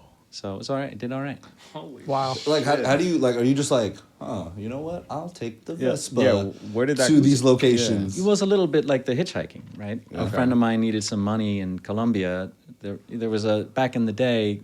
Oh yeah, it's not easy to. Well, transfer gringos got a money. different rate of exchange because of the narco stuff. The Colombians themselves couldn't change dollars at the same rate I could. And it was a sufficient amount of money that they brought me down there to do the transfer so they could buy an apartment. And so that seemed like a legitimate thing. And I said, well, just buy me a one-way ticket. I'll get back on my own, And then Okay. that's Wow, what a friend. And so on the Vespa, I was like, well, I wanted to kind of go. Well, look, so I work on Watchmen, Okay. and I'd never worked on a movie before. And when that was over, I was like, I am never going to do that again. Do what? Like, what do you A mean? movie? Work on a movie again? Yeah. I was Oh, like, wow. nobody. This Watchmen was like, nope. What was the? Nobody told me that this, like, making a movie is the most vicious, sleep depriving, horrendously cold and miserable experience Yeah. daily. Especially with like superhero movies too, because I feel like the climate that they want the movie to be in, like. So yeah, is- half the times you're up at night, Exactly. you're freezing. And Yeah, you're it's the nighttime, scheduling. yeah. It's the scheduling. The film has to be out by March Exactly. by March 9th. So you go. It's go. like Yeah. when they write in the script, like night, cemetery, raining. They Like, really mean it. We're like, Yeah. no. Clay was like, fuck. But no one told me. So I read the comic. Come on, it's gonna be great. Oh Wait, my god! this and is then real rain? 14, 15-hour days, 16. Just exhausted. Yeah, I I'm- can't even imagine. I just like, no way can I. Nobody. For 103 days. I mean, and I made every mistake you could make. I mean, it was just horrendous. And I was like, okay, Done, great, yeah. thank you, Zach, Bye. that'd be amazing. Never do that again. Yo, Of course, Years later. That didn't hold up. well, it's not, it Later. didn't hold up, but like you've taken yourself out of the other freelance game. Phone's not ringing. They've abandoned you. They don't. They're like, you said no once. They'll never call you again. I'm like, oh, you know. So Yeah. so I need when some money sucker for a punch Vespa. sucker punch happens, I'm like, I need work. It's Yeah. like, am I going to be invited back? You know. And so I said to myself, all right, if that's what I'm in for, I need to set myself up. I need to go and venture. I need to fill my brain with adventure. I'm going to figure out how I'm going to get to Vancouver by land. Yeah. Somehow. Wow. I'll hitchhike, I'll ride a bicycle, I'll walk. I don't know. I got to do something that's just completely, in my style adventure. Right. So then you can kind of prepare yourself for the long trek of making that movie. Fill up and then give it back to the movie. You know, That's amazing. that is great Holy because that's what I shit. do before I edit something. I listen to music because I edit to music. I feel like there's something in percussion, especially that if I follow the waveforms, I know I have sort of an outline to follow. So Nice. in a sense, you found your outline for Sucker Punch. Yeah, fine. Make sure that I'm filled with me and my adventure to give it back. Ooh. Because in the end, it is a job, and it's a lovely job with lovely people. But at some point, maybe I want to Go do something else. something else. Yeah, absolutely. It's incredibly taxing. Like Nah. people really don't Yeah. point out how tough it is. No, to there's make zero. that Like stuff. there is zero glamour Yeah. in filmmaking. Yeah. Zero. Do Nothing. you Even the red watch- carpet's not. Do you glamorous. watch all the films that you've been a part of? Well, I didn't watch Justice League. Well, yeah. Okay. That doesn't count. That doesn't that's- count, that yeah. That was a And, fan and base. no, I don't necessarily watch them all. I didn't watch A Star Is Born because it was like depressing. Yeah, that was a tough watch. I think I've only seen it once. Kind of. I got the best. I was front row for every Yeah. Lady Gaga Wow. performance. Yeah. And that was live Wow. too. That was That's live insane. Like so, to me, that's you were like, That's the movie. experience. That was the movie. Movie for me. Yeah. Actually, Yeah. I have a question. Not crying in bathrooms. I have a behind the scenes question. So for the Grammys part, was that actually shot in an auditorium somewhere, or was that specifically in the location where they shoot the Grammys? In the award section of the film. Oh right, no, with the other artist, with the girl from Brooklyn. What's her name? Who awards her something? I don't remember. I just remember that Bradley Cooper pees on stage. So yeah. Right, and she Yeah. embarrasses him and Yeah. stuff, and I can't remember the other artist, Yeah. but no, we weren't in wherever that theater is. We were somewhere in Los Angeles. Okay, all But I right. don't think we were in the. Because it actual- looked like it convinced me. I'm like, man, did they like stop the show for a bit, like to do No, to they do did a this? good job. That's really cool. But I'm sure that it was a tough day. There, yeah, I mean, again, it was so different than a Yeah. lot of films we make, but at the same time, the long days. Yeah, I'm sure it's still long. Yeah. Even if you're seeing Lady Gaga live, I'm sure that was a long day. And they were, all they were. right. I don't want to hear Gaga. you sing again. You can, Alright. we get it. You From can the top. sing. Clay's just like. No, I'm just teasing. So no, but- I don't see all the movies I worked on. Got it. All right. Sometimes I don't even make it to, that I worked on some crazy little film in Staten Island that it's called Staten Island Summer. I don't know what happened to that. Well, we know what happened to that. It's in Staten Island. Yeah, no, Summer and stuff. No, I'm so sorry to anyone that lives in Staten Island. I'm just kidding. That's just the classic New Yorker. I'm one just of the joking. highlights of that was Method Man came to set. Ooh. Oh, wow. dope. Oh, cool. He had That's a little awesome. scene in the movie. Yeah, and a friend of mine who's from Staten Island who ended up in that same, high school just before juvie, had Method. He brought his diploma and he had Method Man sign his diploma. so Oh awesome. wow. Bruh. The diploma? Yo, Method Man signed my diploma. My diploma was more Wu-Tang than like anything on earth. That's crazy. Yeah, I would just have that. Like, I would make several copies and just have it everywhere. It's like, you ever see that? He actually has it in his office because that's the As last you should. diploma he ever got, and then he has a certificate from like anger management after being arrested for fighting. Wow. So he has, Dichotomy, those man. are his. That those- is- What does he do for a living? He's actually one of the more successful entrepreneurs I know. Oh, He's- dope. Wow. It's amazing. yeah. All So right, the so- Rock, yeah. the Rock can breed some impressive characters. We won't malign Staten Island. No, we will No, not. no, absolutely So that's not. why I did apologize to the Staten we got- Islanders. Staten Island gave us Wu-Tang. Yeah, you kind of could finish there. Like, Yeah, you could that's just that's it. Wu-Tang. I didn't know that's where it. else to go from that. The Jersey Shore. and the other side of the ferry. Jersey Shore. Oh no. I'm kidding. I know I'm just like getting heat from the Staten Islanders. I'm like, oh fuck this guy. No, it's okay. I've actually never been to Staten Island. I haven't either. Yeah, because I feel like as a New Yorker, there's something strange to the geography of it, right? Because a long distance relationship to me is a girl living on the opposite end of the Bronx. Like, if you're on the west side of the Bronx, This is not gonna work. I'm sorry. How far is that from you? Like, probably an hour on the bus. All right. That's a trip. But luckily, I don't have to say that anymore because my girlfriend lives 3 miles from me, so I don't care. I remember when my girlfriend and when we first started dating, and then she was like, "Oh yeah, I live in Peekskill." I was like, "Peekskill?" I was like, "Where the fuck is Peekskill?" I looked it up. I was like, "A 45-minute drive? I gotta drive 45 minutes to see you?" 6 years later, here we are. 6 years later, driving to Peekskill, but the 45-minute drive is nothing anymore. Yeah. It's absolutely nothing for me My anymore. girlfriend's like 50 minutes away from me. Again, it's nothing. Nah, but if she lived in Staten Island, we'll be having a very different conversation. Damn, Maylin, I'm sorry. Sorry to hear that. It's tricky, right? It's right. It's very strange, Of yeah. all the people in the world, it's hard enough to find somebody that you might want to like, that might That like much, me. yeah. And then now I got to put the constraint they have to be close. Yeah. So now I'm just like, 'cause already like unbelievably unlikely. Yeah. And now Yeah. I'm going to narrow that circle down. Yeah. So, but here we are, and it still works. Didn't you and your wife meet through Deborah? Or was it Yeah, something like that? indirectly, yeah. So one of her, she had suggested I live with one of her ex-boyfriends right out of college, and we did. And then through that living together, we became friends. And then years later, going to visit him in his office, one of his colleagues caught my eye. So. She's the reason I have a job and a wife. Wow. And So it is a small world, Ariel. Yeah, Ariel. well, I mean, it's just a little bit like a random. And I even know Deborah from just a random encounter in a dorm, right, where you're walking around, it's the first week of school, Yeah. and you walk into a room and there's these two cute girls, and life changes. Yeah. That later. And you don't realize her until- other roommate I had dinner with last night.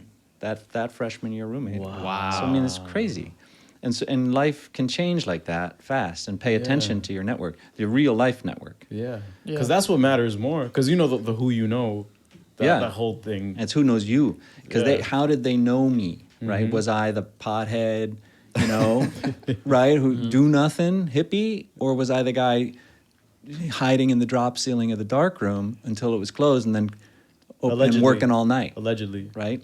Because then, But you can do both. You can do both. can get high and literally- then go. You can literally get high and actually knock out in the drop ceiling. Totally fine. And I'm not. Obviously, marijuana is a whole different thing these Yeah. days. So, the point is, Right. I could know a million people, Yeah. but if they don't think of me as a capable Person. disciplined, whatever, creative, blah blah blah, then The suggestion goes out the window. It's a good yeah, point, for yeah. sure. So- right? so they have you- to know you. You saying that makes me feel kind of happy, because then that means you saw us and you were like, I think this would be a cool opportunity to hang out with these guys. That you saw something in us, and No, I mean, how we saw it in you as well. The fact that my standards are low. I was like, he has to bring it down to earth with this one. I was like, all right. Good try, Junior. Good try. Don't know where I'm gonna go now. I'm just Too easy. So look, you can, but I made an assessment in person. Like, of course, right? This isn't. You presented as you needed to, Right. And I was totally willing and game to do it. That's why I call him the I had diplomat. some deep second thoughts though when I came in the door. Saw you guys. Oh, no, come on. Appreciate it. He's like, Can't let him be the only one. Yeah, taking exactly. it. Yeah, man, I was like, damn, I haven't caught a stray yet. but no, it's just fascinating to me, because when we had started this whole thing, we feel like when we were able to like get guests, we like, look what we just discussed. Like, we just talk about everything. It's like, I know we're very centered on the superhero comic book genre, but realistically, we've sort of expanded more to just like talking about real world shit and just having a genuine, conversation. Like, we feel like that's just so crucial and so important to not just get to know Clay, the photographer, but Clay as the human being. Yeah, because we're all those things, right? We're Yeah. multi-dimensional beings, Absolutely. like superheroes. Yeah. But we actually, Bring it I mean, back. yeah, Yeah. I mean You're not that's just a photographer. No, of course not. You're a traveler, clearly. Vespa and How many machetes. passports have you gone through? when I get them, I get the extra thick ones Oh man. because they're How many like- stamps? Like, tum, tum, tum, No, they tum, fill right? up. They fill Yeah. up, and not good necessarily because you're traveling that much, but a lot of times with visas and stuff. Like Yeah. I have a Saudi visa, and they take up 2 pages just for that. Or in, Oh, any wow. work, in the Yeah, work man. visas, they're always hogging up space. Do they go randomly? Like, do they just like choose a page and just go like What? this? That is a fantastic question. You can't really get into conversations Yeah, at yeah. that point. And not only that, they go and find the other one, the guys doing it. Yeah. They just must be so tuned in to their little stampy nonsense, because it's never perfect. It's Yeah, like yeah, They just yeah. know every little groove. They're like, "Pep, pep, pep, pep, pep." Oh, there it is, and then they out. Yep. I don't know. Yeah, because my girlfriend told me that when she went to Rome, when like she landed in Italy and stuff, like they just went to a random page and just stamped it. And she was like, "Wait, but like those." No, yeah, they do. They kind of look, and now it's kind of fun because it's my passport Yeah. expires in February, so it's kind of chock a block with Yeah. stuff, right? And you watch them go and thinking they're like, oh, yeah, I'll go find it, and then they're like. I'm like smugly like, yeah. Might as well just start from the back. Passport villain. He just drops the passport on their Yeah. desk. Have fun. He's like, have a Have blast fun with this, finding the buddy. page. The guy's like, oh my god. It's like as thick as this fucking book. When the TSA sees him, they're like, God damn it. They're like, oh no, it's Klanos. He's here. He's arrived. And like instead of the Infinity Stones, it's just the passport. He just drops it on their thing. TSA agent's like, Cap, that's him. That's great. Should we take a break? 'Cause I think I need to pee. Yeah, Okay. Yeah. yeah, take a break. Yeah, take a little break. Alright, so we're gonna take a break. He's peeing now. 100%. It's kind of wonderful because like the whole world is ideas, and everybody's ideas can be legitimated at some point, and kind of fun, kind of like performance art. I have. There's a lot of points of view across the political spectrum and in my family, from the conspiratorial right on down to what just the mainstream. Yeah. Right. And they don't reconcile. But I'm okay. I'm like, it's all right, man. Yeah, Everybody's There's literally no point in even debating on things that people are so headstrong about and sometimes. and if you're sufficiently creative, like that's like allow the idea to live in the world. If it's good, it will live. If it's not, and it is It'll full die, on yeah, whacked, Yeah. right? Let it, but kind of enjoy it. Yeah. Right? The idea that there's like alien technology on the border of Syria and Turkey, and they're really just fighting to hide, to get access to it. You're like, awesome. Yeah. Do you believe in all that I stuff? hope that's true. I want to believe in all of it, but no. I mean, it's like I don't. On some level, I don't care. I mean, I kind of like the idea that there's an alien technology. I mean, do I think so? No. But cool. not? Why not? I don't know. It just Oh, feels so feels unlikely. You're wrong. Yeah, no, it does. I mean, I don't. I mean, that's a cool reason to have a war, I guess. Fighting over the alien technology instead of just some sectarian nonsense. Yeah. Yeah. Right? Or a proxy war, or God knows what, complicated politics and blah, blah, blah. Right. That's if you can distill your world into some sort of sci-fi adventure, Oh man. good for you. My life will be interstellar straight up. Right away, right? We would all do that. And now we live in a world where everybody can live their individual fantasies in a way that was unprecedented. Yeah. Because if you most of the world, you were just toiling in the dirt like some sort of Monty Python movie, right? Right. Most of human history. Tis but a scratch. Just stacking the mud. Yeah. Right. Oh, So man. and now it's like this incredibly creative, vibrant, eclectic thing. It's hard to reconcile, Of and obviously a course, lot of yeah. people lose their shit trying to do so.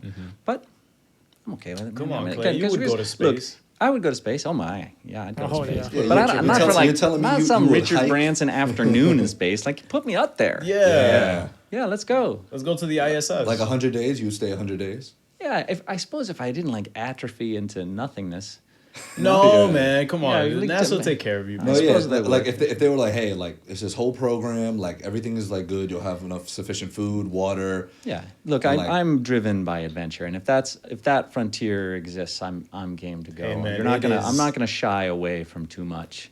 And look, I have a wife, and obviously she'd be a little reluctant for us to be What are you separated, talking about? Right. right? But at that point, let's assume that I'm just an individual entity. Right. You're not. I'm not going to say no to much. Certain death, maybe I might. Yeah. Yeah. But I'm not playing Russian roulette. Right. But if we've established that space is a place to go and worth going to, which is debatable. Right. Okay, I mean, Clay. I mean, space is it's just dark and cold. I mean, Absolutely. I think I'd rather go to like Tahiti. Yeah. Never been to Tahiti either. It's like a beach, like the sun, a margarita. Fuck yeah, take right? that. But That's the a thing good is, point. Yeah. see, I understand, but there's a curiosity in it that is just it's almost it's tempting. Yeah, it's unique, and That's how I feel about the water too, like the ocean. Like the deepest point that we know is Mariana's Trench, but what the hell else? Like, Yeah. what the hell is this down it's there? kinda Because I scary. always think of the ocean as like the space on Earth. It in is. a sense. Yeah. Oh, it is, and it's probably less understood. Yeah. Because there's a lot more down there than there is in Oh, space. yeah. So yeah, I'm not. My point is Fuck that that. I'm game. I'm game. I think we need to honor. We need to sort of organize. Stop polluting our planet. absolutely. you Yeah. know? Right. Before we consider going to other places, like let's take care of the one Yeah. we're currently living. Yeah, on. I I'm think- not all for terraforming Mars. Like, I'm good on that. I think we can do both. I mean, I think it's fun, but make sure we're not making a mess of things. Yeah. And to me, it's garbage. The garbage drives me nuts. Like people just being inconsiderate. Oh my God, yeah. And it's interesting that in Disney World, there's a garbage can 30 feet Everywhere. in your axis all the time. Cool. And people are just inclined, like, oh, I mean, it's right there. Like, why not? But then in New York, It's bad. it's one here, there's one on that block, maybe on Yeah. 47th, there's not one. I mean, the climate thing Yeah. is one thing, right? Like, Yeah. like carbon dioxide, God knows whatever. It's Yeah. 2 degrees different, whatever. But how about just pick up the garbage? Exactly. Like that. Yeah. That feels much more. Because I'm climate like that. I don't Yeah. understand any of that, and Yeah. it might be hubris for me to even think I can contribute. But I Right. definitely don't need to be throwing cigarette butts. Right. Yeah. Yeah. That's something Absolutely. that you can control at all times. And Because it's you also can it's pick it something up. so baseline and simple. Like, dude, just throw it out. Yeah. And if you can't find a garbage, hold on to it until you do. It's not Yeah. that hard. I don't know. But we live in again, there's a selfishness and there's Yep. a non-thinking. Yeah. Everyone's in their own little worlds, playing Candy Crush or whatever they're doing. Yeah. Level I can't believe people still play Candy Crush. That's Yo, chill. insane. Kayla still plays Candy Crush. Oh no. Wow. What level is she on? I don't know. I'll ask. Bro. Anyway, Anyway. How much harder can it get? I worry about their myelin sheaths on their brain cells. No, she only does it when we're like in a waiting room somewhere. She's like, all right, I'm just gonna play Candy Crush. So That's the new Tetris, I guess. It is. I remember, mean, it does. we you gotta know, bring Tetris back. Tetris has never left, man.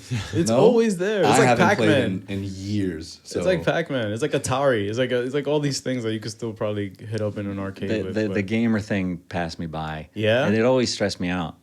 I couldn't. Oh, I it couldn't- always- Yeah, I couldn't play any of them. You know and that's- then I didn't have the dexterity to play the later games. Oh, okay. So Yeah, I- when they became too much, like when the buttons, like yeah, okay. Yeah, I was figured if I was gonna learn that dexterity, I was like at least put them flat and make it a piano. Also, you be like a PC gamer then. Oh, a keyboard. No, just give me a piano. Oh, Like, just give you a if I'm gonna work what dexterity. is it? press A It's flat all to just- shoot.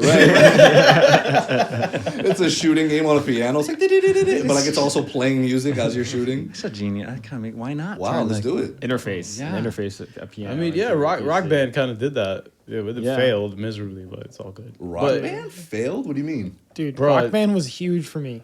No. I'm saying like like after the- part 3, like it kind of Yeah. fell off. Like there was, yeah. But for some time, like Guitar Hero that too. was like Yeah.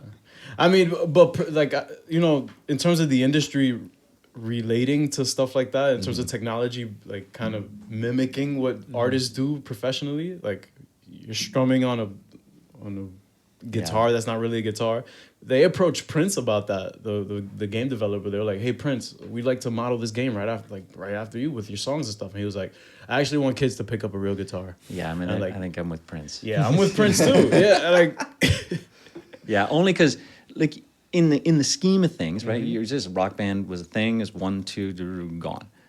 The guitar is still here. It's the term they use is like Lindy, right? If it's around, if it's been around for 10 years, it's likely to be around for another 10 years, and then Right. you keep going on that. 100 years. How long has a guitar been around? I don't know. Yeah. Long Bro, time. it's Yeah, Centuries. but the thing about the drums though is that you're actually hitting it, and you do have a bass pedal. Yeah, That's cool. With that's the cool. Look, guitar, it's like you're yeah, the literally just guitar's a bit pressing- more gimmicky. Yeah, the Yeah. guitar's a bit more gimmicky. Look, I mean, ultimately, ideally, it inspires kids to get into music, and if that's a gateway to it, instead of a yeah, hopefully. instead of a kazoo, which is probably my gateway. You know, that's what happens when you're 50. Yo, for all the kids watching the kazoo. No, but like that's why I like this Fuji camera a lot, because there's like an analog feel to it. It almost feels like it could be like in like the Last controller? Jedi or something, because it has a very analog feel to it, but I think that's a thing right Yeah, now, right? yeah. The hipster shooting film. Like, I think there's a craving for that sincerity and Yeah. that texture, the weight, whatever, all the looks. Yeah. The The style. chalkboard The style, menus. yeah. Yeah. Because we know there's The chalkboard there's a menus. genuineness Those are to dope. Exactly, it in a yeah. world that is awash in just superficial yeah, swipey nonsense. yeah, Right. And I think that's real. I think that's something we should pay attention to, and it should be sort of honored and keep it around. yeah, for sure. So that's it. I can't really play guitar or piano, but my kazoo So- skills. Second to none. Second to none. So Clay, we're gonna let you head over to your wife and meet her on the train. Is there a message? I mean, there was tons of messages, but if there's one that you would want to leave for us, for yourself, for the listeners, what would it be? And watchers. Yeah, I would, sort of let adventure be your guide, and don't be afraid of being a contrarian. Share your ideas.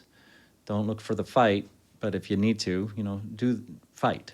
Right. Right? That I think that you shouldn't be wimpy in this world. It's otherwise you just get run over. Yeah. Yeah. And I think, and so all those things sort of blend together to form what I hope, what your listeners are, kind of creative warriors that are inspiring others, daring. Yeah. Those aren't those the qualities that we seek in our heroes? Absolutely. Be that. You can be that. You don't have to project it onto a fantasy character. You can be that yourself in your own little way. All right. How's that? Wow. That was great. I was deep. Yeah, some more Clay knows. But Clay, thank you so much for coming Yes. on. It was a appreciate it. true privilege. You are a friend of the podcast for Yeah, life friend now. of the so show, that's it. Whenever you're like, hey, I'm stopping by Mount Vernon East, you're welcome by. to come by.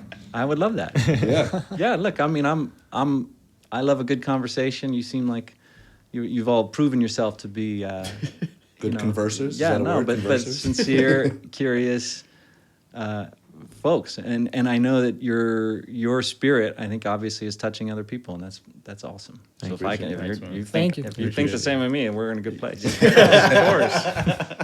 Well, yeah, guys. Thank you again, Clay, and we'll see you guys next week. Come through and chill.